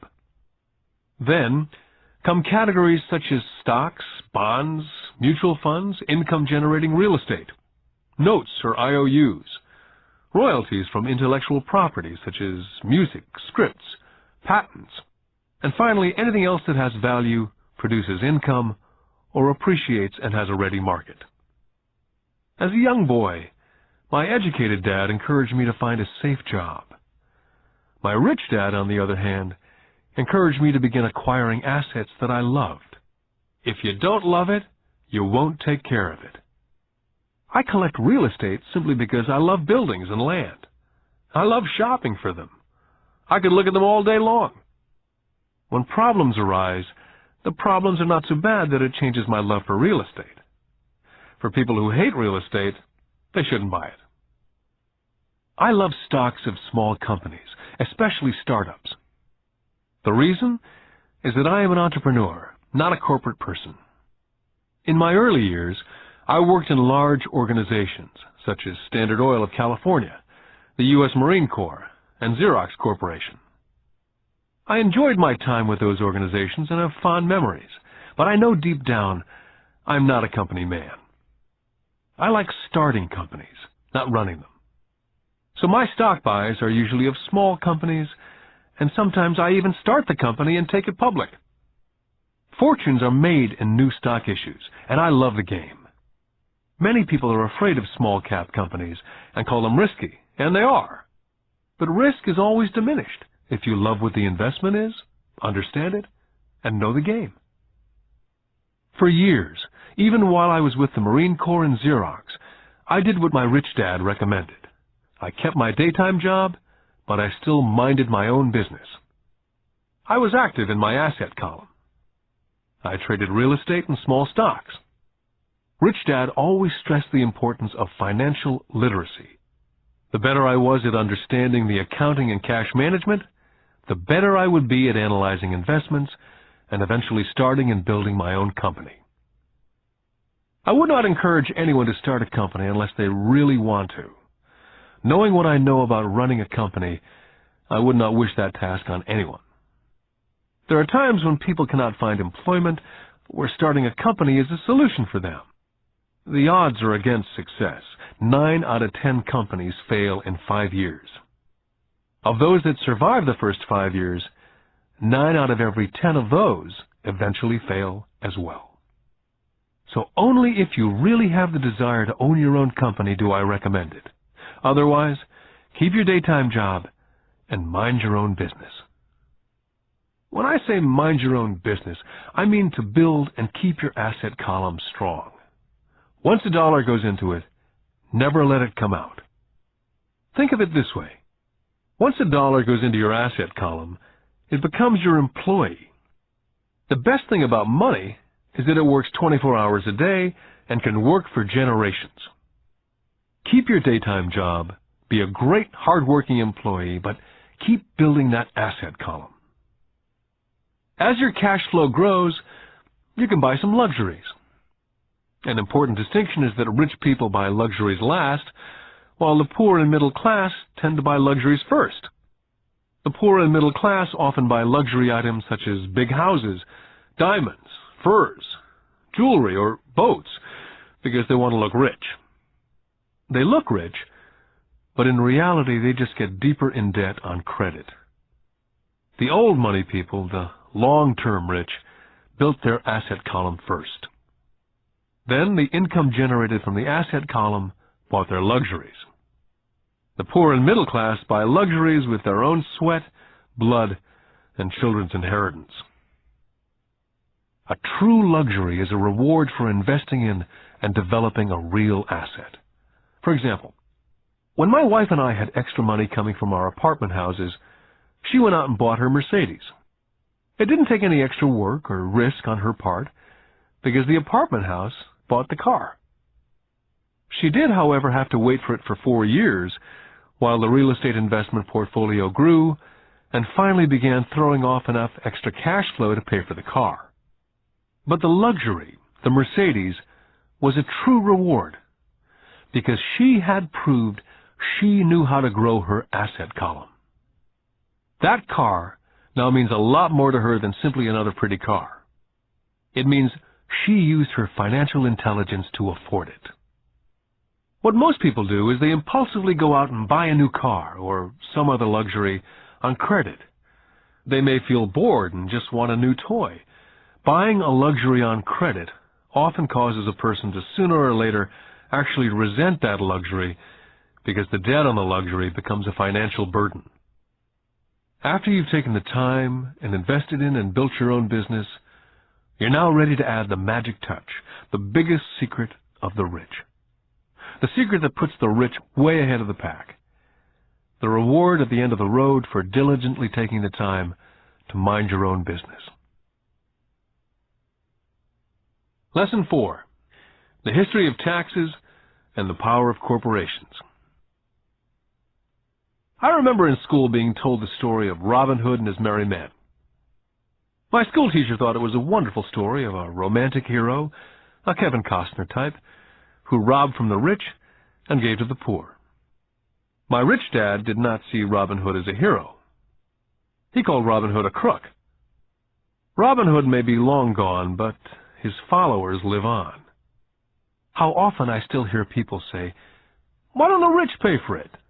Or, "The rich should pay more in taxes and give it to the poor." It's this idea of Robin Hood, or taking from the rich to give to the poor, that has caused the most pain for the poor and the middle class. The reason the middle class is so heavily taxed is because of the Robin Hood ideal. The real reality is that the rich are not taxed.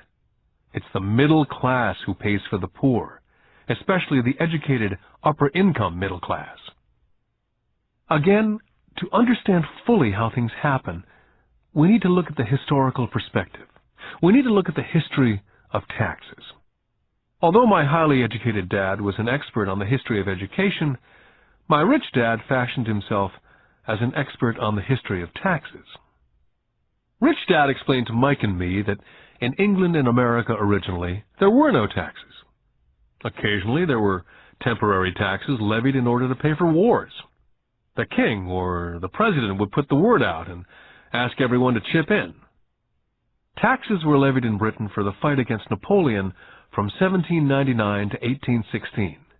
And in America, taxes were levied to pay for the Civil War from 1861 to 1865.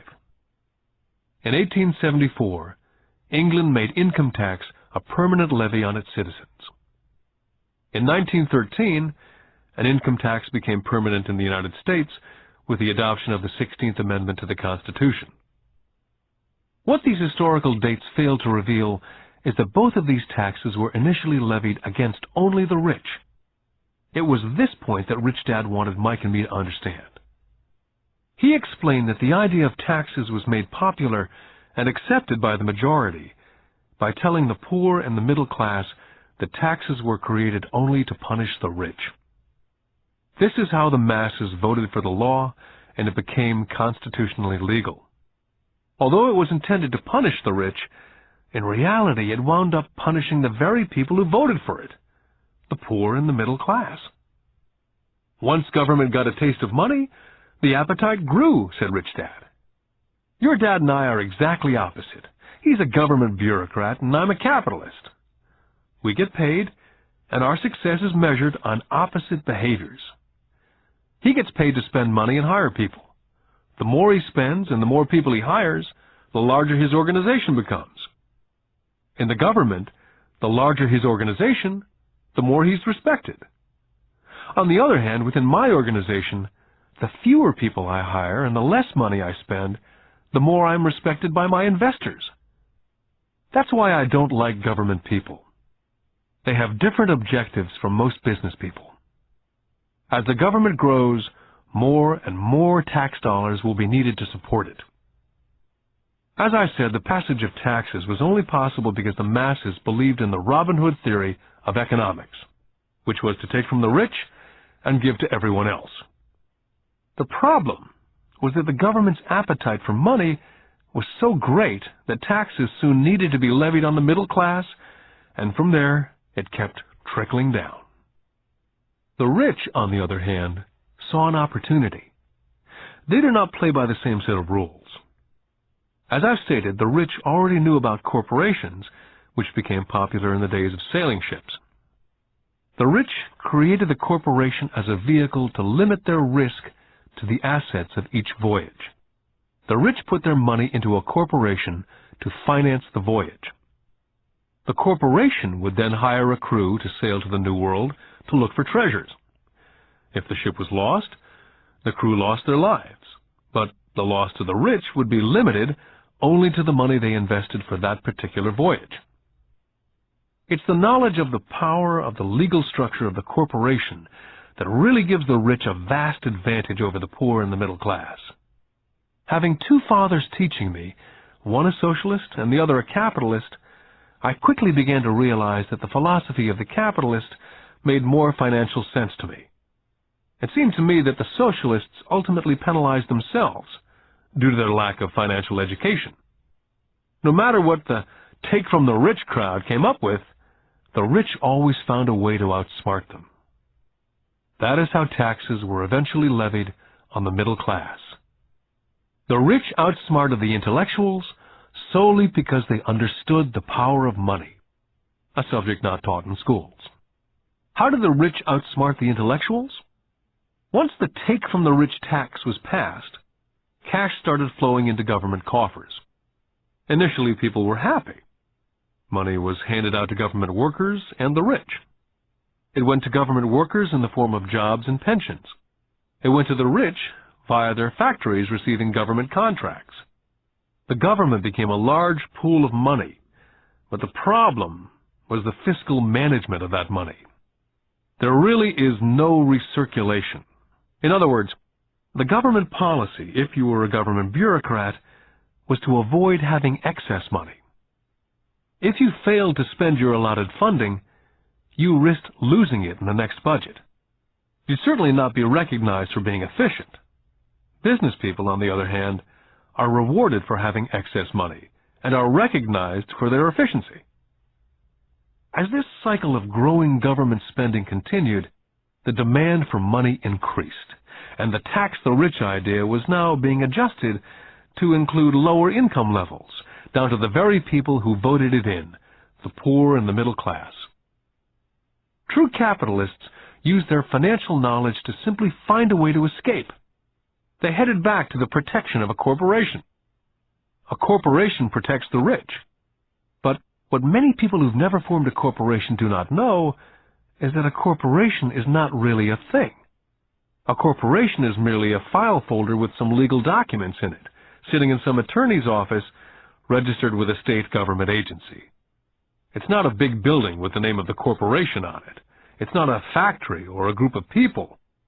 A corporation is merely a legal document that creates a legal body without a soul. The wealth of the rich was once again protected. Once again, the use of corporations became popular once the permanent income laws were passed, because the income tax rate of the corporation was less than the individual income tax rates. In addition, as I said earlier, certain expenses could be paid with pre-tax dollars within the corporation. This war between the haves and the have-nots has been going on for hundreds of years. It's the take-from-the-rich crowd versus the rich.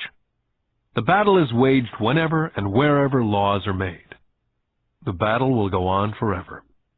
The problem is, the people who lose are the uninformed, the ones who get up every day and diligently go to work and pay taxes. If they only understood the way the rich play the game, they could play it too. Then they would be on their way to their own financial independence. This is why I cringe every time I hear a parent advise their children to go to school so they can find a safe, secure job. An employee with a safe, secure job without financial aptitude has no escape. Average Americans today work 5 to 6 months for the government before they make enough to cover their taxes. In my opinion, that is a long time. The harder you work, the more you pay the government. That's why I believe that the idea of take from the rich backfired on the very people who voted it in. Every time people try to punish the rich don't simply comply, they react. They have the money, power, and intent to change things. They do not just sit there and voluntarily pay more taxes. They search for ways to minimize their tax burden. They hire smart attorneys and accountants and persuade politicians to change laws or create legal loopholes. They have the resources to effect change. The poor and the middle class do not have the same resources. They sit there and let the government's needles enter their arm and allow the blood donation to begin. Today, I'm constantly shocked at the number of people who pay more taxes or take fewer deductions simply because they are afraid of the government. And I do know how frightening and intimidating a government tax agent can be.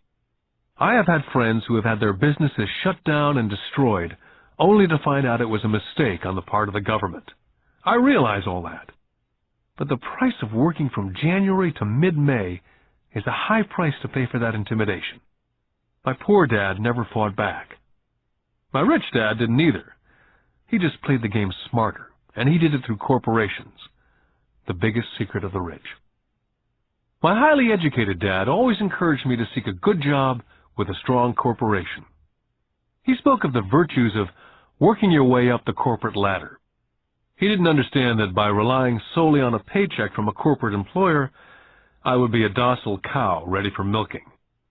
When I told my rich dad of my father's advice, he only chuckled. "Why not own the ladder?" was all he said. As a young boy, I didn't understand what Rich Dad meant by owning my own corporation. It was an idea that seemed impossible and intimidating. Although I was excited by the idea, my youth would not let me envision the possibility that grown-ups would someday work for a company I would own. The point is, if not for my rich dad, I would have probably followed my educated dad's advice. It was merely the occasional reminder of my rich dad that kept the idea of owning my own corporation alive and kept me on a different path. By the time I was 15 or 16, I knew I was not going to continue down the path my educated dad was recommending. I did not know how I was going to do it, but I was determined not to head in the direction most of my classmates were heading. That decision changed my life. It was not until I was in my mid-20s that my rich dad's advice began to make more sense. I was just out of the Marine Corps and working for Xerox. I was making a lot of money, but every time I looked at my paycheck, I was always disappointed. The deductions were so large, and the more I worked, the greater the deductions. As I became more successful, my bosses talked about promotions and raises. It was flattering, but I could hear my rich dad asking me in my ear, "Who are you working for? Who are you making rich?" In 1974, while still an employee for Xerox, I formed my first corporation and began minding my own business. There were already a few assets in my asset column, but now I was determined to focus on making it bigger. Those paychecks with all the deductions made all the years of my rich dad's advice make total sense. I could see the future if I followed my educated dad's advice. Many employers feel that advising their workers to mind their own business is bad for business. I'm sure it can be for certain individuals, but for me, focusing on my own business, developing assets, made me a better employee. I now had a purpose. I came in early and worked diligently, amassing as much money as possible so I could begin investing in real estate. Hawaii was just set to boom, and there were fortunes to be made. The more I realized we were in the beginning stages of a boom, the more Xerox machines I sold. The more I sold, the more money I made, and of course, the more deductions there were from my paycheck. It was inspiring. I wanted out of the trap of being an employee so badly that I worked harder, not less. By 1978, I was consistently one of the top 5 salespeople in sales, often number 1. I badly wanted out of the rat race. In less than 3 years, I was making more in my own little corporation, which was a real estate holding company, than I was making at Xerox. And the money I was making in my asset column in my own corporation was money working for me, not me pounding on doors selling copiers. My rich dad's advice made much more sense. Soon the cash flow from my properties was so strong that my company bought me my first Porsche. My fellow Xerox salespeople thought I was spending my commissions. I wasn't. I was investing my commissions in assets. My money was working hard to make more money. Each dollar in my asset column was a great employee, working hard to make more employees and buy the boss a new Porsche with before-tax dollars. I began to work harder for Xerox. The plan was working, and my Porsche was the proof. By using the lessons I learned from my rich dad, I was able to get out of the proverbial rat race of being an employee at an early age. It was made possible because of the strong financial knowledge I'd acquired through these lessons. Without this financial knowledge, which I call my financial IQ, my road to financial independence would have been much more difficult. I now teach others through financial seminars in the hope that I may share my knowledge with them. Whenever I do my talks, I remind people that financial IQ is made up of knowledge from 4 broad areas of expertise. The first area is accounting, what I call financial literacy, a vital skill if you want to build an empire. The more money you're responsible for, the more accuracy is required, or the house comes tumbling down. This is the left brain side, or the details. Financial literacy is the ability to read and understand financial statements. This ability allows you to identify the strengths and weaknesses of any business. The second is investing, what I call the science of money-making money. This involves strategies and formulas. This is the right brain side, or the creative side. Next, you must obtain expertise in understanding markets, the science of supply and demand. There's a need to know the technical aspects of the market, which is emotion-driven. The Tickle Me Elmo doll during Christmas 1996 is a case of technical or emotion-driven market. The other market factor is the fundamental or the economic sense of an investment. Does an investment make sense, or does it not make sense based on the current market conditions? Finally, you must understand the law. For instance, utilizing a corporation wrapped around the technical skills of accounting, investing, and markets can aid explosive growth. An individual with the knowledge of the tax advantages and protection provided by a corporation can get rich so much faster than someone who's an employee or a small business sole proprietor. It's like the difference between someone walking and someone flying. The difference is profound when it comes to long-term wealth. A corporation can do so many things that an individual cannot, like pay for expenses before it pays taxes. That is a whole area of expertise that is so exciting, but not necessary to get into unless you have sizable assets or a business. Employees earn and get taxed, and they try to live on what's left. A corporation earns, spends everything it can, and is taxed on anything that's left. It's one of the biggest legal tax loopholes that the rich use. They're easy to set up and are not expensive if you own investments that are producing good cash flow. For example, by owning your own corporation, car payments, insurance, repairs are company expenses. Most restaurant meals are partial expenses, and on and on. All are paid for legally with pre-tax dollars. Lesson 5. The Rich Invent Money. I've been teaching professionally since 1984. It's been a great experience and rewarding. It's also a disturbing profession, for I've taught thousands of individuals, and I see one thing in common in all of us, myself included. We all have tremendous potential, and we are all blessed with gifts. Yet the one thing that holds all of us back is some degree of self-doubt. It's not so much the lack of technical information that holds us back, but more the lack of self-confidence. Some are more affected than others. Once we leave school, most of us know that it's not as much a matter of college degrees or good grades that count. In the real world, outside of academics, something more than just grades is required. I've heard it called guts, chutzpah, balls, audacity, bravado, cunning, daring, tenacity, and brilliance. This factor, whatever it's labeled, ultimately decides one's future much more than school grades. Inside each of us is one of these brave, brilliant, and daring characters. There's also the flip side of that character, people who could get down on their knees and beg if necessary. After a year in Vietnam as a Marine Corps pilot, I intimately got to know both of those characters inside of me. One is not better than the other. Yet as a teacher, I recognized that it was excessive fear and self-doubt that were the greatest detractors of personal genius. It broke my heart to see students know the answers, yet lack the courage to act on the answer. Often in the real world, it's not the smart that get ahead, but the bold. In my personal experience, your financial genius requires both technical knowledge as well as courage. If fear is too strong, the genius is suppressed. In my classes, I strongly urge students to learn to take risks, to be bold, to let their genius convert that fear into power and brilliance. It works for some and just terrifies others. I've come to realize that for most people, when it comes to the subject of money, they would rather play it safe.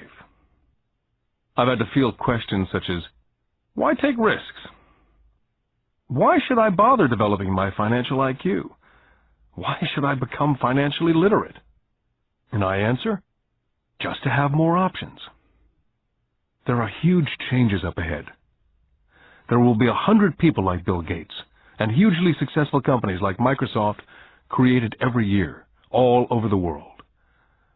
And there also will be many more bankruptcies, layoffs, and downsizing. So why bother developing your financial IQ? Because if you do, you will prosper greatly. And if you don't, this period of time will be a frightening one. Land was wealth 300 years ago. So the person who owned the land owned the wealth. Then it was factories and production. And America rose to dominance. The industrialist owned the wealth. Today, it's information. And the person who has the most timely information owns the wealth. The problem is, information flies all around the world at the speed of light. The new wealth cannot be contained by boundaries and borders as lands and factories were. The changes will be faster and more dramatic. There will be a dramatic increase in the number of new multimillionaires. There also will be those who are left behind. Today I find so many people struggling, often working harder, simply because they cling to old ideas. They want things to be the way they were. They resist change. I know people who are losing their jobs or their houses, and they blame technology or the economy or their boss. Sadly, they fail to realize that they might be the problem. Old ideas are their biggest liability. It's a liability simply because they fail to realize that while that idea or way of doing something was an asset yesterday, yesterday is gone. One afternoon I was teaching investing using a game I'd invented, cash flow, as a teaching tool. A friend had brought someone along to attend the class. This friend of a friend was recently divorced, had been badly burned in the divorce settlement, and was now searching for some answers. Her friend thought the class might help. The game was designed to help people learn how money works. In playing the game, they learn about the interaction of the income statement with the balance sheet. They learn how cash flows between the two, and how the road to wealth is through striving to increase your monthly cash flow from the asset column to the point that it exceeds your monthly expenses. Once you accomplish this, you're able to get out of the rat race and onto the fast track. As I've said, some people hate the game, some love it, and others miss the point. This woman missed a valuable opportunity to learn something. In the opening round, she drew a doodad card with the boat on it. At first she was happy. Oh, I've got the boat! Then, as her friend tried to explain how the numbers worked on her income statement and balance sheet, she got frustrated because she had never liked math. The rest of her table waited while her friend continued explaining the relationship between the income statement, balance sheet, and monthly cash flow. Suddenly, when she realized how the numbers worked, it dawned on her that her boat was eating her alive. Later on in the game, she was also downsized and had a child. It was a horrible game for her. After the class, her friend came by and told me that she was upset. She'd come to the class to learn about investing and did not like the idea that it took so long to play a silly game. Her friend attempted to tell her to look within herself, to see if it reflected on herself in any way. With that suggestion, the woman demanded her money back. She said that the very idea that a game could be a reflection of her was ridiculous. Her money was promptly refunded, and she left. Since 1984, I have made millions simply by doing what the school system does not. In school, most teachers lecture. I hated lectures as a student. I was soon bored, and my mind would drift. In 1984, I began teaching via games and simulations. I always encouraged adult students to look at games as reflecting back to what they know and what they needed to learn. Most importantly, a game reflects back on one's behavior. It's an instant feedback system. Instead of the teacher lecturing you, the game is feeding back a personalized lecture, custom-made just for you. The friend of the woman who left later called to give me an update. She said her friend was fine and had calmed down. In her cooling-off period, she could see some relationships between the game and her life. Just like a board game, the world is always providing us with instant feedback. We could learn a lot if we tuned in more. One day, not long ago, I complained to my wife that the cleaners must have shrunk my pants. My wife gently smiled and poked me in the stomach to inform me that the pants had not shrunk. Something else had expanded. Me. The game Cash Flow was designed to give every player personal feedback. The purpose is to give you options. If you draw the boat card and it puts you into debt, the question is, now what can you do? How many different financial options can you come up with? That's the purpose of the game. To teach players to think and create new and various financial options. I've watched this game played by more than 1,000 people. The people who get out of the rat race in the game the quickest are the people who understand numbers and have creative financial minds. They recognize different financial options. People who take the longest are people who aren't familiar with numbers and often do not understand the power of investing. Rich people are often creative and take calculated risks. There have been people playing Cash Flow who gain lots of money in the game, but they don't know what to do with it. Most of them have not been financially successful in real life either. Everyone else seems to be getting ahead of them, even though they have money. And that's true in real life. There are a lot of people who have a lot of money and do not get ahead financially. Limiting your options is the same as hanging on to old ideas. I have a friend from high school who now works at 3 jobs. 20 years ago, he was the richest of all my classmates. When the local sugar plantation closed, the company he worked for went down with the plantation. In his mind, he had the one option, and that was the old option: work hard. The problem was, he couldn't find an equivalent job that recognized his seniority in the old company. As a result, he's overqualified for the jobs he currently has, so his salary is lower. He now works 3 jobs to earn enough to survive. I've watched people playing Cash Flow complaining that the right opportunity cards are not coming their way, so they sit there. I know people who do that in real life. They wait for the right opportunity. I've watched people get the right opportunity card and then not have enough money. Then they complain they would have gotten out of the rat race if they'd had more money. So they sit there. I know people in real life who do that also. They see all the great deals, but they have no money. And I have people pull a great opportunity card, read it out loud, and have no idea that it's a great opportunity. They have the money, the time is right, they have the card, but they can't see the opportunity staring at them. They fail to see how it fits into their financial plan for escaping the rat race. And I know more people like that than all the others combined. Most people have an opportunity of a lifetime flash right in front of them, and they fail to see it. A year later, They find out about it after everyone else got rich. Financial intelligence is simply having more options. If the opportunities aren't coming your way, what else can you do to improve your financial position? If an opportunity lands in your lap and you have no money and the bank won't talk to you, what else can you do to get the opportunity to work in your favor? If your hunch is wrong and what you've been counting on doesn't happen, how can you turn a lemon into millions? That is financial intelligence. It's not so much what happens, but how many different financial solutions you can think of to turn a lemon into millions. It's how creative you are in solving financial problems. Most people only know one solution: work hard, save, and borrow. So why would you want to increase your financial intelligence? Because you want to be the kind of person who creates your own luck. You can take whatever happens and make it better. Few people realize that luck is created, just as money is. And if you want to be luckier and create money instead of working hard, then your financial intelligence is important. If you're the kind of person who's waiting for the right thing to happen, you might wait for a long time. It's like waiting for all the traffic lights to be green for 5 miles before starting the trip.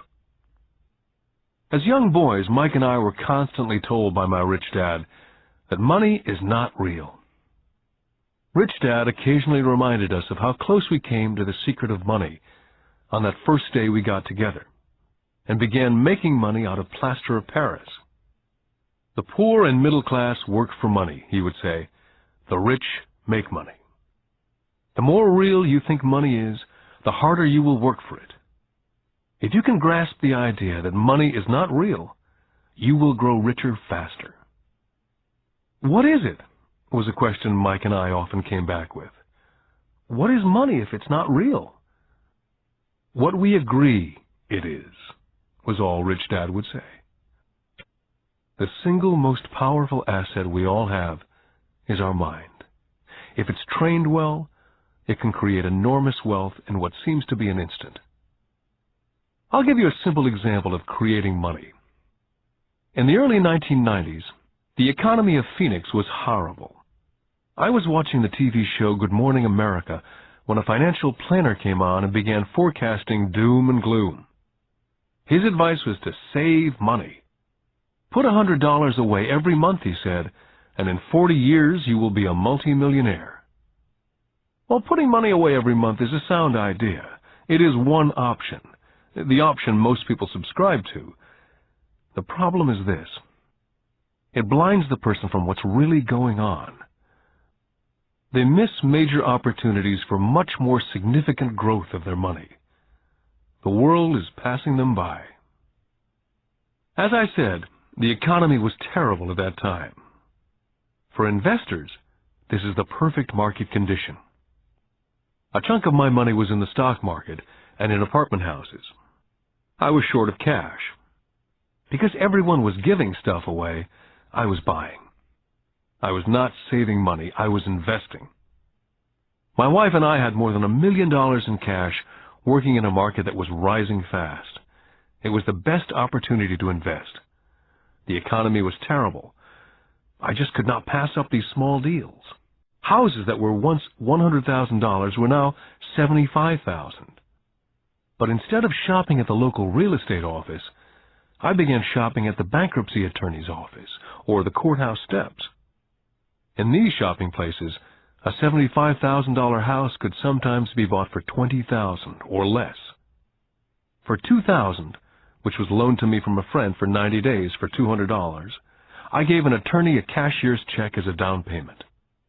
While the acquisition was being processed, I ran an ad in the paper advertising a $75,000 house for only $60,000 and no money down. The phone rang hard and heavy. Prospective buyers were screened, and once the property was legally mine, all the prospective buyers were allowed to look at the house. It was a feeding frenzy. The house sold in a few minutes. I asked for a $2,500 processing fee, which they gladly handed over, and the escrow and title company took over from there. I returned the $2,000 to my friend with an additional $200. He was happy, the home buyer was happy, the attorney was happy, and I was happy. I'd sold a house for $60,000 that cost me $20,000.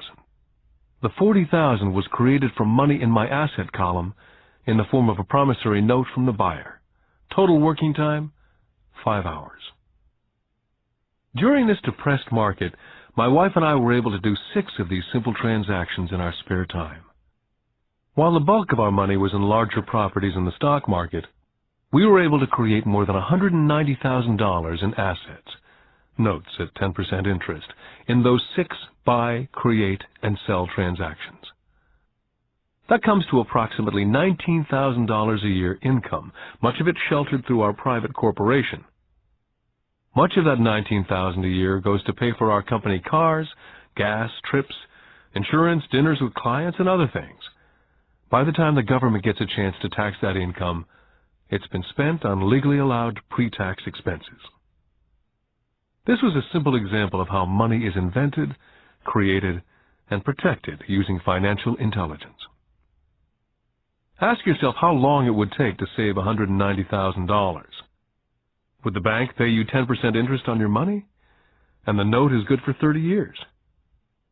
I hope they never pay me the $190,000. I have to pay a tax if they pay me the principal. And besides, $19,000 paid over 30 years is a little over $500,000 in income. The math is simple. You don't need algebra or calculus. I don't write much because the escrow company handles the legal transaction and the servicing of the payments. I have no roofs to fix or toilets to unplug because the owners do that. It's their house.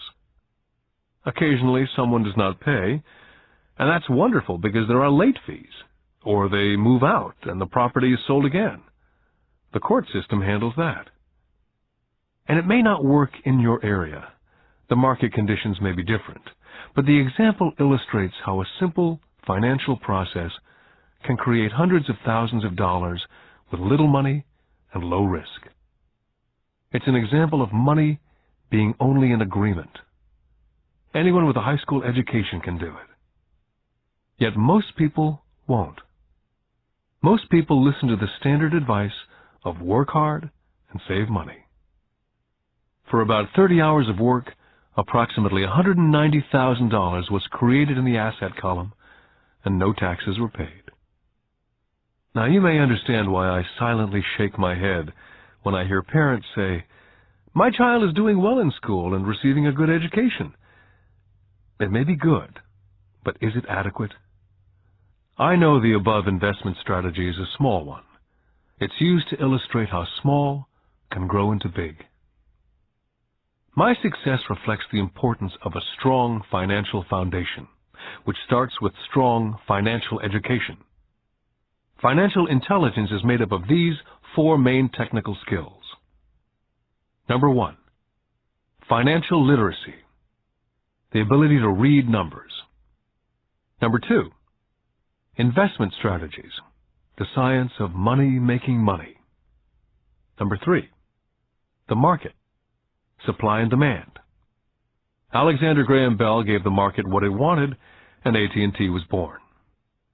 So did Bill Gates. A $75,000 house offered for $60,000 that cost $20,000 was also the result of seizing an opportunity created by the market. Somebody was buying and someone was selling. Number 4, the law. The awareness of accounting, corporate, state, and national rules and regulations. I recommend playing within the rules. It's this basic foundation, or the combination of these skills, that's needed to be successful in the pursuit of wealth. Whether it be through the buying of small homes, large apartments, companies, stocks, bonds, mutual funds, precious metals, baseball cards, or the like. Personally, I use 2 main vehicles to achieve financial growth: real estate and small stocks. I use real estate as my foundation. Day in and day out, my properties provide cash flow and occasional spurts of growth in value. The small cap stocks are used for fast growth. I do not recommend anything that I do, The examples are just that, examples. If the opportunity is too complex, and I do not understand the investment, I don't do it. Simple math and common sense is all that's needed to do well financially.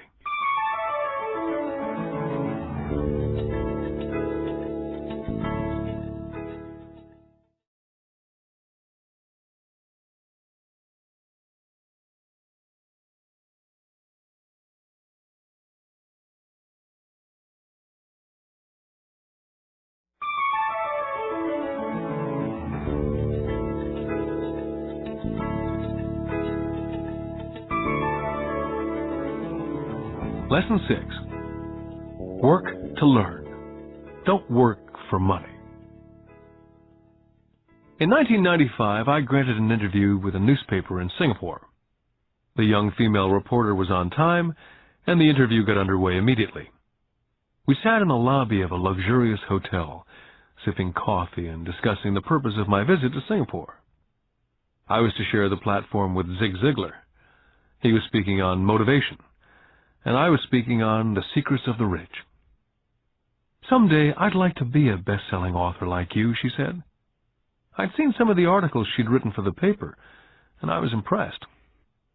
She had a tough, clear style of writing. Her articles held a reader's interest. You have a great style, I said in reply. What holds you back from achieving your dream? My work doesn't seem to go anywhere, she said quietly.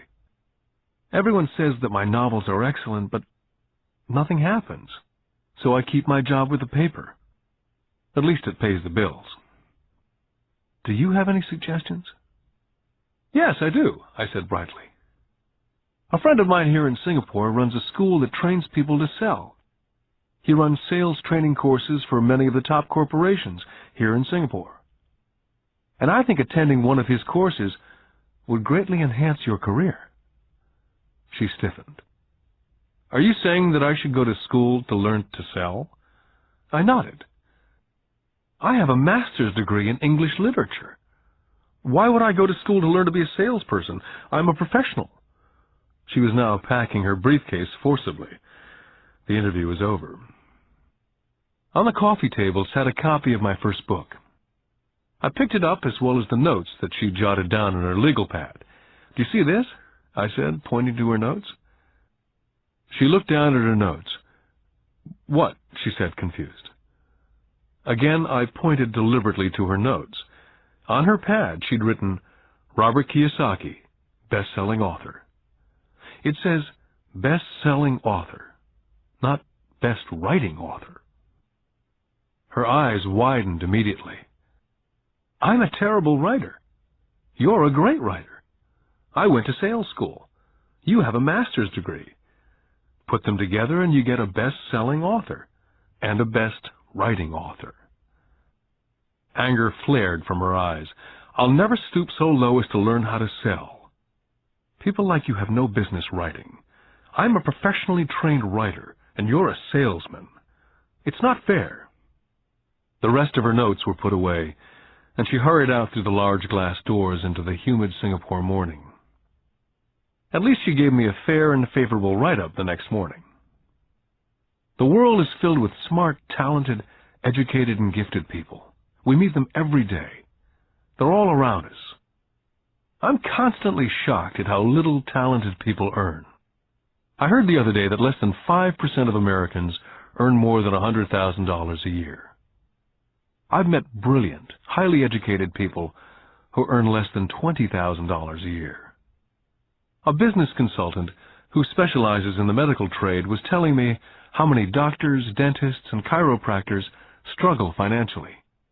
All this time, I thought that when they graduated, the dollars would pour in. It was this business consultant who gave me the phrase, they are one skill away from great wealth. What this phrase means is that most people need only to learn and master one more skill, and their income would jump exponentially. I have mentioned before that financial intelligence is a synergy of accounting, investing, marketing, and law. Combine these 4 technical skills, and making money with money is easier. When it comes to money, the only skill most people know is to work hard. The classic example of a synergy of skills was that young writer for the newspaper. If she diligently learned the skills of sales and marketing, her income would jump dramatically. If I were her, I would take some courses in advertising copywriting as well as sales. Then instead of working at the newspaper, I would seek a job at an advertising agency. Even if it were a cut in pay, she'd learn how to communicate in shortcuts that are used in successful advertising.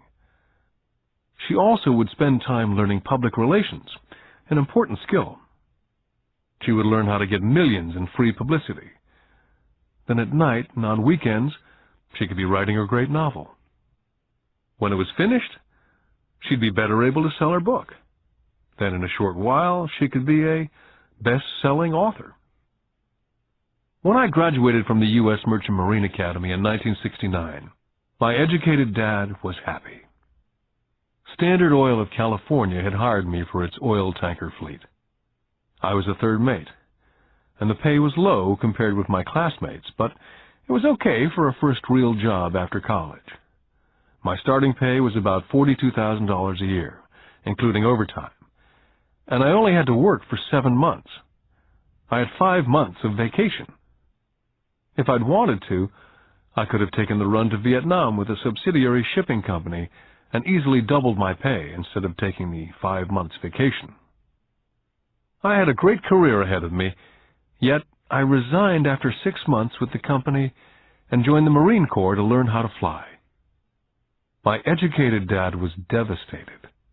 Rich Dad congratulated me. In school and in the workplace, the popular opinion is the idea of specialization.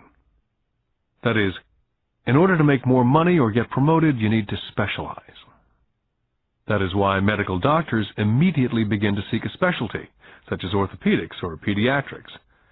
The same is true for accountants, architects, lawyers, pilots, and others. My educated dad believed in the same dogma. That's why he was thrilled when he eventually achieved his doctorate. He often admitted that schools reward people who study more and more about less and less. Rich Dad encouraged me to do exactly the opposite. You want to know a little about a lot, was his suggestion. That's why for years I worked in different areas of his companies. For a while I worked in his accounting department. Although I would probably never have been an accountant, he wanted me to learn via osmosis. Rich Dad knew I would pick up jargon and a sense of what's important and what's not. I also worked as a busboy and construction worker, as well as in sales, reservations, and marketing. He was grooming Mike and me. That's why he insisted we sit in on the meetings with his bankers, lawyers, accountants, and brokers. He wanted us to know a little about every aspect of his empire. Educated Dad thought I went to school to learn to be a ship's officer.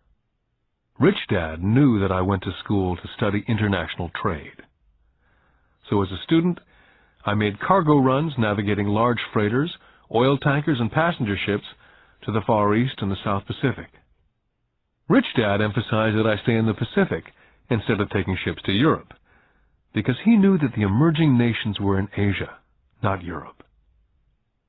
While most of my classmates, including Mike, were partying at their fraternity houses, I was studying trade, people, business styles and cultures in Japan, Taiwan, Thailand, Singapore, Hong Kong, Vietnam, Korea, Tahiti, Samoa, and the Philippines. I also was partying, but it was not in any frat house. I grew up rapidly. Educated Dad could not understand why I decided to quit and join the Marine Corps. I told him I wanted to learn to fly, but really I wanted to learn to lead troops. Rich Dad explained to me that the hardest part of running a company is managing people. He'd spent 3 years in the Army. My educated dad was draft exempt. Rich Dad told me of the value of learning to lead men into dangerous situations. Leadership is what you need to learn next, he said. If you're not a good leader, you'll get shot in the back, just like they do in business. Returning from Vietnam in 1973, I resigned my commission, even though I loved flying. I found a job with Xerox Corporation. I joined it for one reason, and it was not for the benefits. I was a shy person, and the thought of selling was the most frightening subject in the world. Xerox was one of the best sales training programs in America. Rich Dad was proud of me. My educated dad was ashamed. Being an intellectual, he thought that salespeople were below him. I worked with Xerox for 4 years, until I overcame my fear of knocking on doors and being rejected. Once I could consistently be in the top 5 in sales, I again resigned and moved on, leaving behind another great career with an excellent company. In 1977, I formed my first company. Rich Dad had groomed Mike and me to take over companies, so I now had to learn to form them and put them together. My first product, the nylon and Velcro wallet, was manufactured in the Far East and shipped to a warehouse in New York, near where I had gone to school. My formal education was complete, and it was time to test my wings. If I failed, I went broke. Rich Dad thought it best to go broke before 30. You still have time to recover, was his advice. On the eve of my 30th birthday, my first shipment left Korea for New York. Today, I still do business internationally, and as my rich dad encouraged me to do, I keep seeking the emerging nations. Today, my investment company invests in South America, Asia, Norway, and Russia. There's an old cliché that goes, JOB is an acronym for just over broke. And unfortunately, I would say that the saying applies to millions of people. Because school does not think financial intelligence is an intelligence, most workers live within their means. They work and they pay bills. There's another horrible management theory that goes, workers work hard enough to not be fired, and owners pay just enough so that workers won't quit. And if you look at the pay scales of most companies, again I would say there is a degree of truth in that statement. The net result is that most workers never get ahead. They do what they've been taught to do. Get a secure job. Most workers focus on working for pay and benefits that reward them in the short term, but is often disastrous in the long run. Instead, I recommend to young people to seek work for what they will learn more than what they will earn.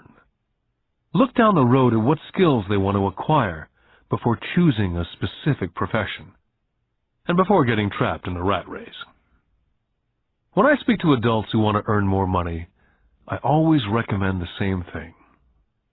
I suggest taking a long view of their life. Instead of simply working for the money and security, which I admit are important, I suggest they take a second job that will teach them a second skill. Often I recommend joining a network marketing company, also called multi-level marketing, if they want to learn sales skills. Some of these companies have excellent training programs that help people get over their fear of failure and rejection, which are the main reasons people are unsuccessful. Education is more valuable than money in the long run. When I ask the classes I teach, how many of you can cook a better hamburger than McDonald's? Almost all of the students raise their hands. I then ask, so if most of you can cook a better hamburger, how come McDonald's makes more money than you? The answer is obvious. McDonald's is excellent at business systems. The reason so many talented people are poor is because they focus on building a better hamburger and know little to nothing about business systems. A friend of mine in Hawaii is a great artist. He makes a sizable amount of money. One day his mother's attorney called to tell him that she had left him $35,000. That is what was left of her estate after the attorney and the government took their shares. Immediately he saw an opportunity to increase his business by using some of this money to advertise. 2 months later, his first 4-color full-page ad appeared in an expensive magazine that targeted the very rich. The ad ran for 3 months. He received no replies from the ad, and all of his inheritance is now gone. He now wants to sue the magazine for misrepresentation. This is a common case of someone who can build a beautiful hamburger but knows little about business. When I asked him what he'd learned, his only reply was that advertising salespeople are crooks. I then asked him if he'd be willing to take a course in sales and a course in direct marketing. His reply, "I don't have the time, and I don't want to waste my money." The world is filled with talented poor people. All too often they're poor or struggle financially or earn less than they're capable of, not because of what they know, but because of what they do not know. They focus on perfecting their skills at building a better hamburger rather than the skills of selling and delivering the hamburger. Maybe McDonald's does not make the best hamburger, but they are the best at selling and delivering a basic average burger. Poor Dad wanted me to specialize. That was his view on how to be paid more. Rich Dad advised that Mike and I groom ourselves. Many corporations do the same thing. They find a young, bright student out of business school and begin grooming that person to someday take over the company. So these bright young employees do not specialize in one department. They're moved from department to department to learn all the aspects of business systems. The rich often groom their children or the children of others. By doing so, their children gain an overall knowledge of the operations of the business and how the various departments interrelate. For the World War II generation, it was considered bad to skip from company to company. Today, it's considered smart. Since people will skip from company to company rather than seek greater specialization, why not seek to learn more than earn? In the short term, it may earn you less. In the long term, it will pay off in large dividends. The main management skills needed for success are the management of cash flow, the management of systems, including yourself and time with family, and the management of people. The most important specialized skills are sales and understanding marketing. It's the ability to sell, therefore to communicate to another human being, be it a customer, employee, boss, spouse, or child, that is the base skill of personal success. It is communication skills such as writing, speaking, and negotiating that are crucial to a life of success. It's a skill that I work on constantly, attending courses or buying educational tapes to expand my knowledge. Rich Dad encouraged Mike and me to know a little about a lot. He encouraged us to work with people smarter than we were, and to bring smart people together to work as a team. Today it would be called a synergy of professional specialties. Today I meet ex-school teachers earning hundreds of thousands of dollars a year. They earn that much because they have specialized skills in their field, as well as other skills. They can teach as well as sell and market. I know of no other skills to be more important than selling as well as marketing. The skills of selling and marketing are difficult for most people, primarily due to their fear of rejection. The better you are at communicating, negotiating, and handling your fear of rejection, the easier life is. Just as I advise that newspaper writer who wanted to become a best-selling author, I advise anyone else today.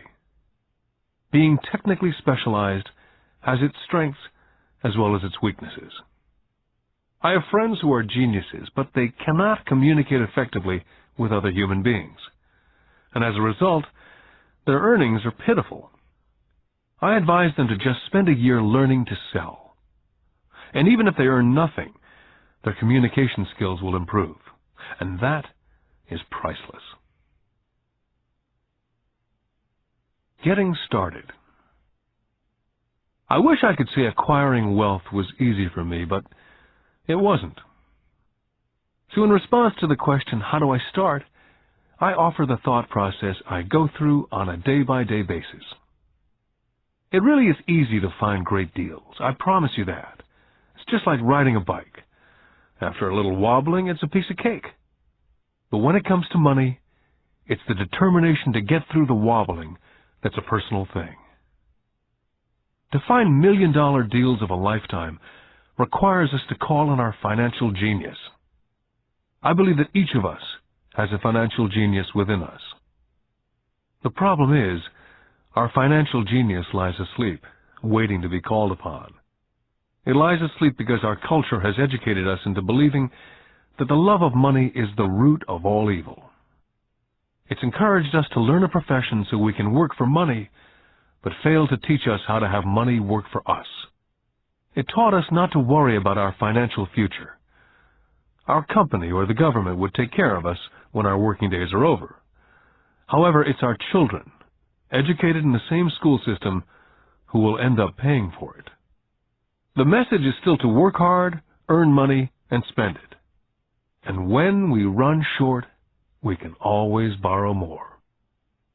Unfortunately, 90% of the Western world subscribes to the above dogma simply because it's easier to find a job and work for money. If you're not one of the masses, I offer you the following 10 steps to awaken your financial genius. I simply offer you the steps I have personally followed.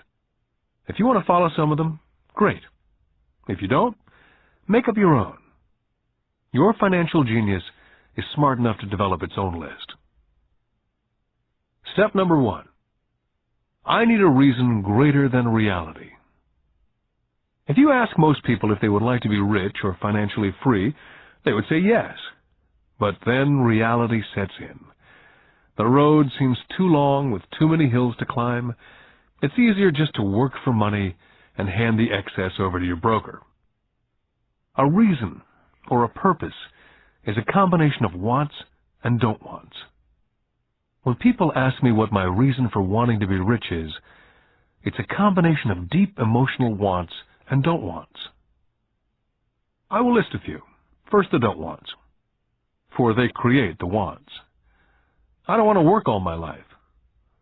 I don't want what my parents aspired for, which was job security and a house in the suburbs. I don't like being an employee.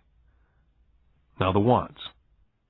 I want to be free to travel the world and live in a lifestyle I love. I want to be young when I do this. I want to simply be free. I want control over my time and my life. I want money to work for me. Those are deep-seated emotional reasons. What are yours? As I said, I wish I could say it was easy. It wasn't. But it wasn't hard either. But without a strong reason or purpose, anything in life is hard. Step number 2. I choose daily. The power of choice. That is the main reason people want to live in a free country. We want the power to choose.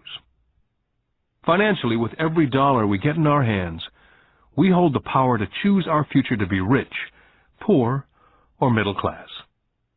Our spending habits reflect who we are.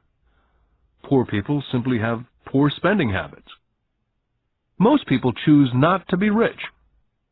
For 90% of the population, being rich is too much of a hassle. So they invent sayings that go, I'm not interested in money, or I'll never be rich, or I don't have to worry, I'm still young, or when I make some money, then I'll think about my future, or my husband, wife handles the finances. The problem with those statements is they rob the person who chooses to think such thoughts of two things. One is time, which is your most precious asset, and 2 is learning. Just because you have no money, it shouldn't be an excuse to not learn. But that is a choice we all make daily. The choice of what we do with our time, our money, and what we put in our heads. That is the power of choice. All of us have choice. I just choose to be rich, and I make that choice every day.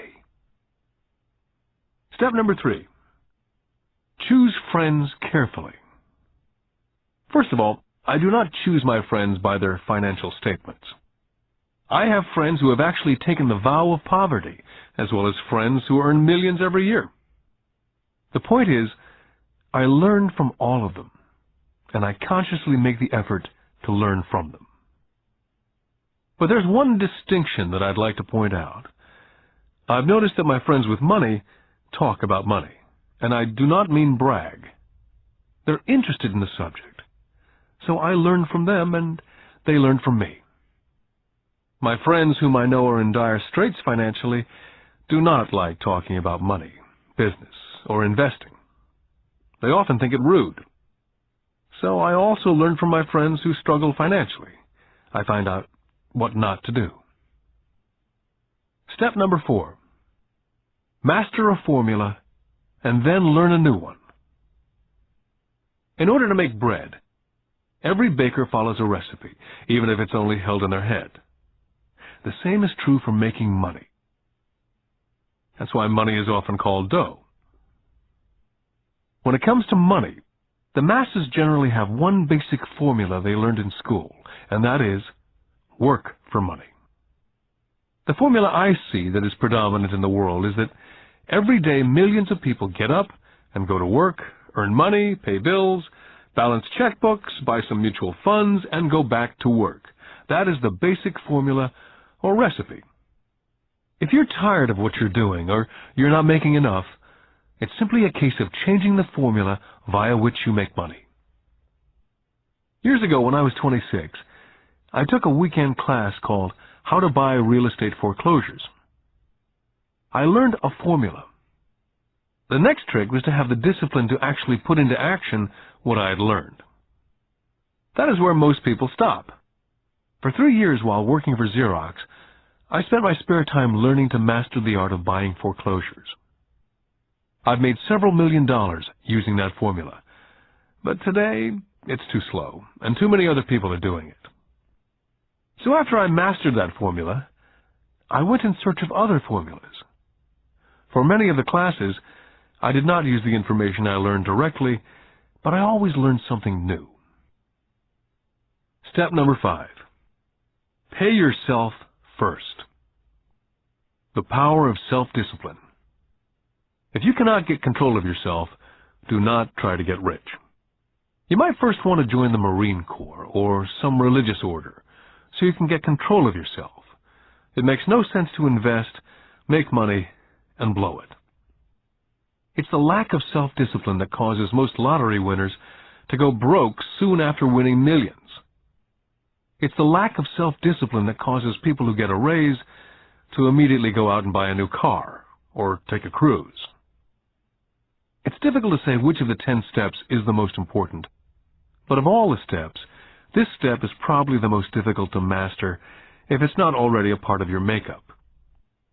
I would venture to say that it's the lack of personal self-discipline that is the number one delineating factor between the rich, poor, and middle class. I do not take the saying, pay yourself first, lightly. The Richest Man in Babylon by George Clason is where the statement, pay yourself first, comes from. Millions of copies have been sold. But while millions of people freely repeat that powerful statement, few follow the advice. For those who do follow it, their financial statement, income statement, and balance sheet shows income flowing into assets and assets supplying income. Each month, these people allocate money to their asset column before they pay their monthly expenses. Although millions of people have read Clason's book and understand the words pay yourself first, in reality they pay themselves last. Now I can hear the howls from those of you who sincerely believe in paying your bills first. And I can hear all the responsible people who pay their bills on time. I'm not saying be irresponsible and not pay your bills. All I'm saying is do what the program says, which is pay yourself first. The reason I don't have high credit card debt and doodad debt is because I want to pay myself first. Although I pay my bills last, I am financially astute enough to not get into a tough financial situation. To ensure paying yourself first, don't get into large debt positions that you have to pay for. Keep your expenses low. Build up assets first. Then, buy the big house or a nice car. Being stuck in the rat race is not intelligent. And when you come up short, let the pressure build and don't dip into your savings or investments. Use the pressure to inspire your financial genius to come up with new ways of making more money and then pay your bills. you will have increased your ability to make more money as well as your financial intelligence. Step number 6. Pay your brokers well. I often see people posting a sign in front of their house that says, "For sale by owner." Or I see on TV today many people claiming to be discount brokers. My rich dad taught me to take the opposite tack. He believed in paying professionals well, and I have adopted that policy also. Today I have expensive attorneys, accountants, real estate brokers, and stockbrokers. Why? Because if, and I do mean if, the people are professionals, their services should make you money. And the more money they make, the more money I make. We live in an information age. Information is priceless. A good broker should provide you with information as well as take the time to educate you as to its meaning. Step number 7. Be an Indian giver. This is the power of getting something for nothing. When the first white settlers came to America, they were taken aback by a cultural practice some American Indians had. For example, if a settler was cold, the Indian would give the person a blanket. Mistaking it for a gift, the settler was often offended when the Indian asked for it back. The Indians also got upset when they realized the settlers did not want to give it back. That is where the term Indian giver came from. A simple cultural misunderstanding. In the world of the asset column, being an Indian giver is vital to wealth. The sophisticated investor's first question is, how fast do I get my money back? They also want to know what they get for free, also called a piece of the action. That is why the ROI, or return of and on investment, is so important. Frequently, my broker will call me and recommend I move a sizable amount of money into the stock of a company that he feels is just about to make a move that will add value to the stock, like announcing a new product. I will move my money in for a week to a month while the stock moves up. Then I pull my initial dollar amount out and stop worrying about the fluctuations of the market because my initial money is back and ready to work on another asset. So my money goes in and then it comes out, and I own an asset that was technically free. Step number 8. Assets buy luxuries. As I said in the section, pay yourself first. If a person cannot master the power of self-discipline, it's best not to try to get rich. For while the process of developing cash flow from an asset column in theory is easy, it's the mental fortitude of directing money that's hard. Due to external temptations, it's much easier in today's consumer world to simply blow it out of the expense column. Because of weak mental fortitude, that money flows into the paths of least resistance. That is the cause of poverty and financial struggle. I love my luxuries as much as anyone else. The difference is, some people buy their luxuries on credit. It's the keep up with the Joneses trap. I use the income from my assets to buy my luxuries. When I wanted to buy a Porsche, the easy road would have been to call my banker and get a loan. Instead of choosing to focus in the liability column, I chose to focus in the asset column. As a habit, I use my desire to consume to inspire and motivate my financial genius to invest. Too often today, we focus on borrowing money to get the things we want, instead of focusing on creating money. One is easier in the short term, but harder in the long term. It's a bad habit that we as individuals and as a nation have gotten into. Remember, the easy road often becomes hard, and the hard road often becomes easy.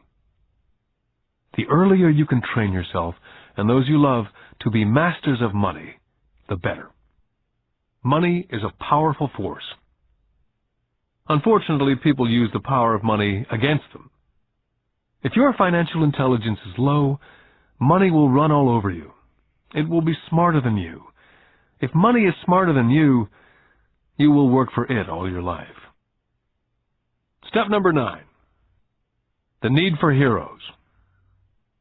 When I was a kid, I greatly admired Willie Mays, Hank Aaron, Yogi Berra. They were my heroes. As a kid playing Little League, I wanted to be just like them. I treasured their baseball cards. I wanted to know everything about them. I knew the stats, the RBI, the ERAs, their batting averages, how much they got paid, and how they came up from the minors. I wanted to know everything because I wanted to be just like them. Every time, as a 9 or 10-year-old kid, when I stepped up to bat or played first base or catcher, it wasn't me. I was Yogi or Hank. It's one of the most powerful ways we learn that we often lose as adults. We lose our heroes. We lose our naivete. I have new heroes as I grow older. I have golf heroes such as Peter Jacobsen, Fred Couples, and Tiger Woods. I copy their swings and do my best to read everything I can about them. I also have heroes such as Donald Trump, Warren Buffett, Peter Lynch, George Soros, and Jim Rogers. In my older years, I know their stats, just like I knew the ERAs and RBI of my baseball heroes. I follow what Warren Buffett invests in and read anything I can about his point of view on the market.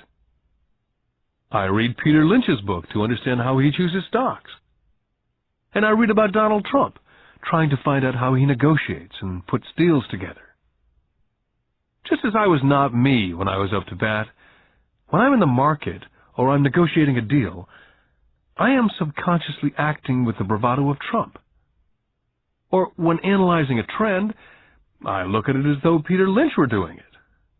By having heroes, we tap into a tremendous source of raw genius. But heroes do more than simply inspire us. Heroes make things look easy. It's the making it look easy that convinces us to want to be just like them. If they can do it, so can I. Step number 10. Teach and you shall receive. Both of my dads were teachers. My rich dad taught me a lesson I've carried all my life, and that was the necessity of being charitable or giving. My educated dad gave a lot by the way of time and knowledge, but almost never gave money. As I said, he usually said that he would give when he had some extra money. Of course, there was rarely any extra. My rich dad gave money as well as education. He believed firmly in tithing. If you want something, you first need to give, he would always say. When he was short of money, he simply gave money to his church or to his favorite charity. If I could leave one single idea with you, it's that idea. Whenever you feel short or in need of something, give what you want first, and it will come back in buckets. That's true for money, a smile, love, friendship. I know it's often the last thing a person may want to do, but it's always worked for me. I just trust that the principle of reciprocity is true, and I give what I want. My rich dad would often say, poor people are more greedy than rich people. He would explain that if a person was rich, that person was providing something that other people wanted. In my life, over all these years, whenever I felt needy or short of money or short of help, I simply went out and found in my heart what I wanted and decided to give it first. And when I gave, it always came back. It reminds me of the story of the guy sitting with firewood in his arms on a cold, freezing night, and he's yelling at the pot-bellied stove, "When you give me some heat, then I'll put some wood in." And when it comes to money, love, happiness, sales, and contacts, all one needs to remember is first to give what you want, and it will come back in droves.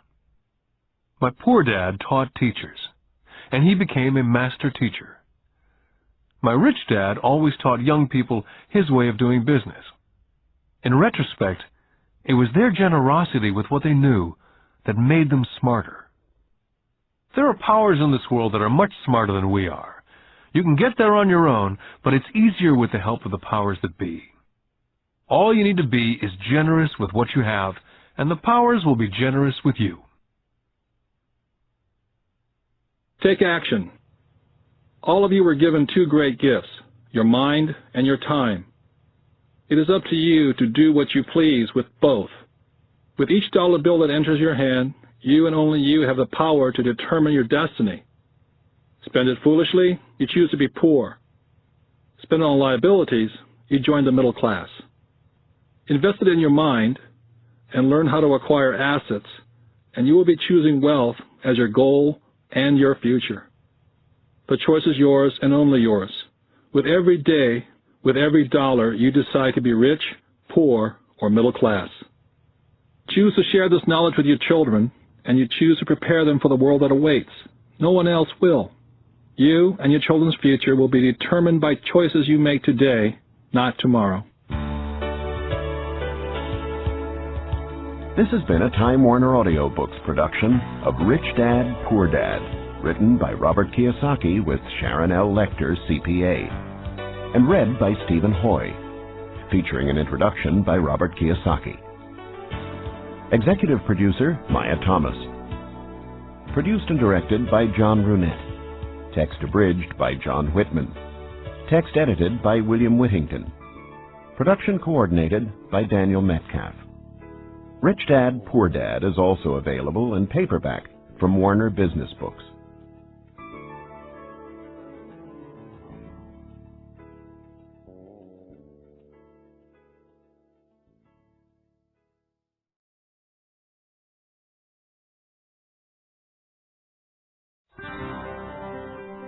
Here's a sample from audio bestseller Rich Dad's Cash Flow Quadrant, a guide to financial freedom, written by Robert T. Kiyosaki with Sharon L. Lecter, CPA. When people ask why Kim and I were homeless back in 1985, I tell them it was because of what my rich dad taught me about money. For me, money is important, yet I did not want to spend my life working for it. That is why I did not want a job. If we were going to be responsible citizens, Kim and I wanted to have our money work for us rather than spend our lives physically working for money. That is why the cash flow quadrant is so important. It distinguishes between the different ways in which money is generated. There are ways of being responsible and creating money other than physically working for it. But in order to embrace wealth, it is essential to understand your relation to it.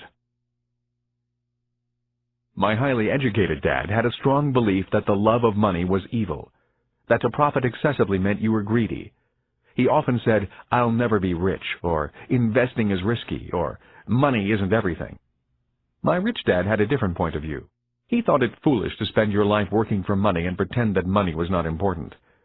Rich Dad believed that life was more important than money, but money was important for supporting life. He often said, "You only have so many hours a day, and you can only work so hard. So why work hard for money? Learn to have money, and people work hard for you, and you can be free to do the things that are important." To my rich dad, what was important was to have lots of time to raise his kids, to have money to donate to charities and projects he supported, to bring jobs and financial stability to the community, to have time and money to take care of his health, and to be able to travel the world with his family. "Those things take money," said Rich Dad. "That is why money is important to me. Money is important, but I don't want to spend my life working for it." It was my rich dad who often referred to the cash flow quadrant when I was a young boy. He would explain to me the difference between someone who was successful on the left side versus the right side. Having two dynamic and successful father figures around me gave meaning to what each was saying.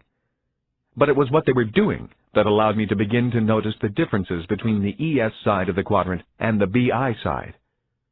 One painful lesson I experienced as a young boy was simply how much time one dad had available to spend with me versus the other.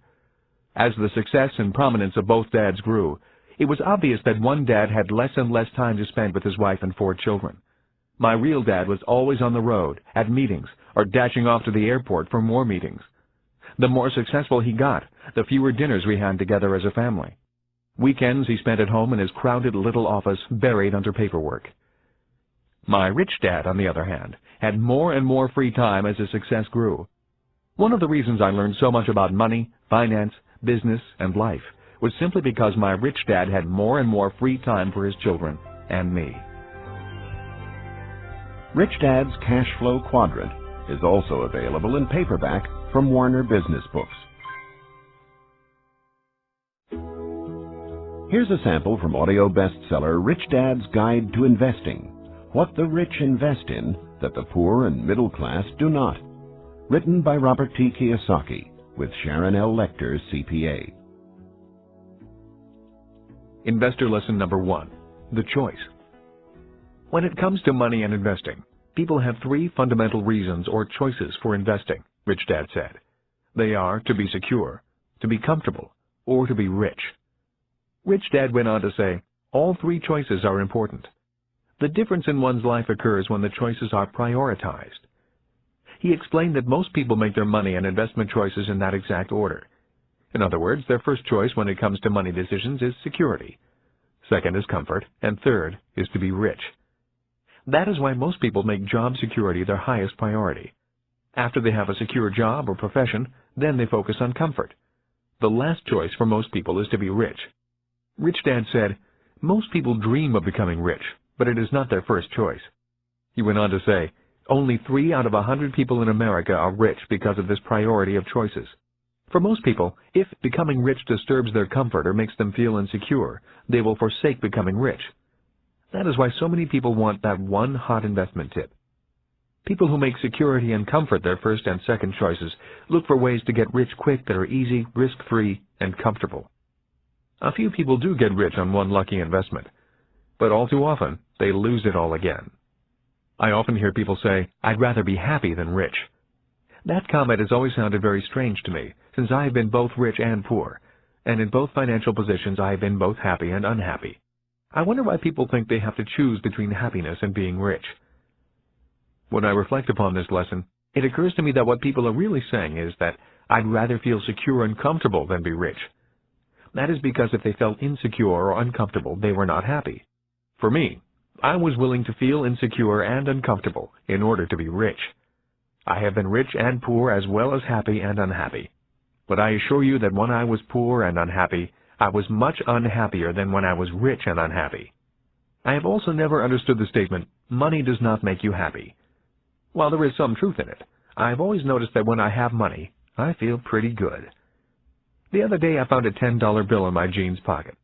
Even though it was only $10, it felt great finding it. Receiving money has always felt better than receiving a bill for money I owe. At least that is my experience with money. I feel happy when it comes in and sad when it leaves me. That day, I put my priorities in this order. First, to be rich, then to be comfortable, and finally, to be secure. Rich Dad's Guide to Investing is also available in paperback from Warner Business Books.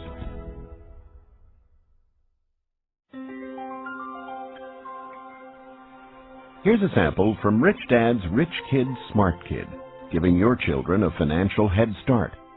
The latest book from the New York Times best-selling authors Robert T. Kiyosaki and Sharon L. Lecter, CPA. When I was a little boy, my rich dad often said, money is an idea. He would go on to say, money can be anything you want it to be. If you say, I'll never be rich, then the chances are you'll never be rich.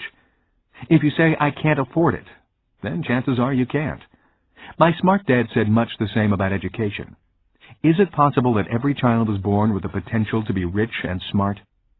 This program is about fostering and preserving that possibility. Both my dads were great teachers. Both men were smart men. But they were not smart in the same subjects, and they did not teach the same things. Yet as different as they were, both dads believed the same things about all kids. Both dads believed all kids are born smart and all kids are born rich. They both believed a child learns to be poor and learns to believe that he or she is less smart than other kids. Both dads were great teachers because they believed in bringing out the genius that each child is born with. In other words, they did not believe in putting knowledge in. They believed in bringing the child's genius out. Both my dads were great teachers because they rarely tried to cram their ideas into my head. They often said very little, waiting instead for me to ask when I wanted to know something. Or they asked me questions, seeking to find out what I knew, rather than simply telling me what they knew. And not to forget the moms. My mom was a great teacher and role model also. She was my teacher for unconditional love, kindness, and the importance of caring for other people. I once heard that boys marry women just like their moms, and I would say that is true for me. My wife Kim is also an extremely kind and loving person. I did not know my best friend Mike's mom very well. Yet the times I was over at their home, Mike's mother was also very kind and attentive to what we were doing.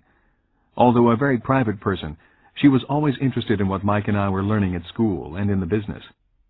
I could tell she was a great life partner for Mike's dad. Although I did not know her very well, I learned from her the importance of listening to others, letting others talk, and being respectful of the ideas of others, even if they clash with your ideas. She was a great communicator in a very quiet way. Lessons from my mom and dad. The number of single-parent families I see today concerns me. Having both a mom and a dad as teachers was important in my development. My dad would often say, "True intelligence is knowing what is appropriate rather than what is simply right or wrong." As a 6-year-old boy, I learned from my mom that I needed to be kind and gentle. But when I found myself constantly confronted by bullies at school, I also learned that I could at times be too kind and gentle. I hated being called fatty and Dumbo. Consequently, after talking with my dad, I learned to be strong and to stand up for myself. But there had to be balance. My father told me that many people live in a black and white world or a right and wrong world. Many say, don't push back, and some say, push back. The key to being successful in life is, if you must push back, you need to know exactly how hard to push. When I got pushed or put down, I learned exactly how hard to push back. Knowing exactly how hard to push requires much more intelligence than simply saying, don't push back, or push back. My dad would often say, true intelligence is knowing what is appropriate rather than what is right or wrong. I think today we need to be more intelligent with our strengths and our weaknesses. It used to be when I was a kid, and I got angry with another guy at school. We would begin to wrestle, get tired, and then the fight would be over. The worst that happened was an occasional torn shirt or bloody nose. Today, kids get angry, start thinking in the less intelligent right and wrong mode, break out their guns and shoot each other. We may be in the information age, and kids may be more worldly than their parents, but we can all learn to be more intelligent with our information and our emotions. We need to learn from both our mothers and fathers. Because of so much more information, we need to be that much more intelligent. Rich Dad's Rich Kid, Smart Kid is also available in paperback from Warner Business Books.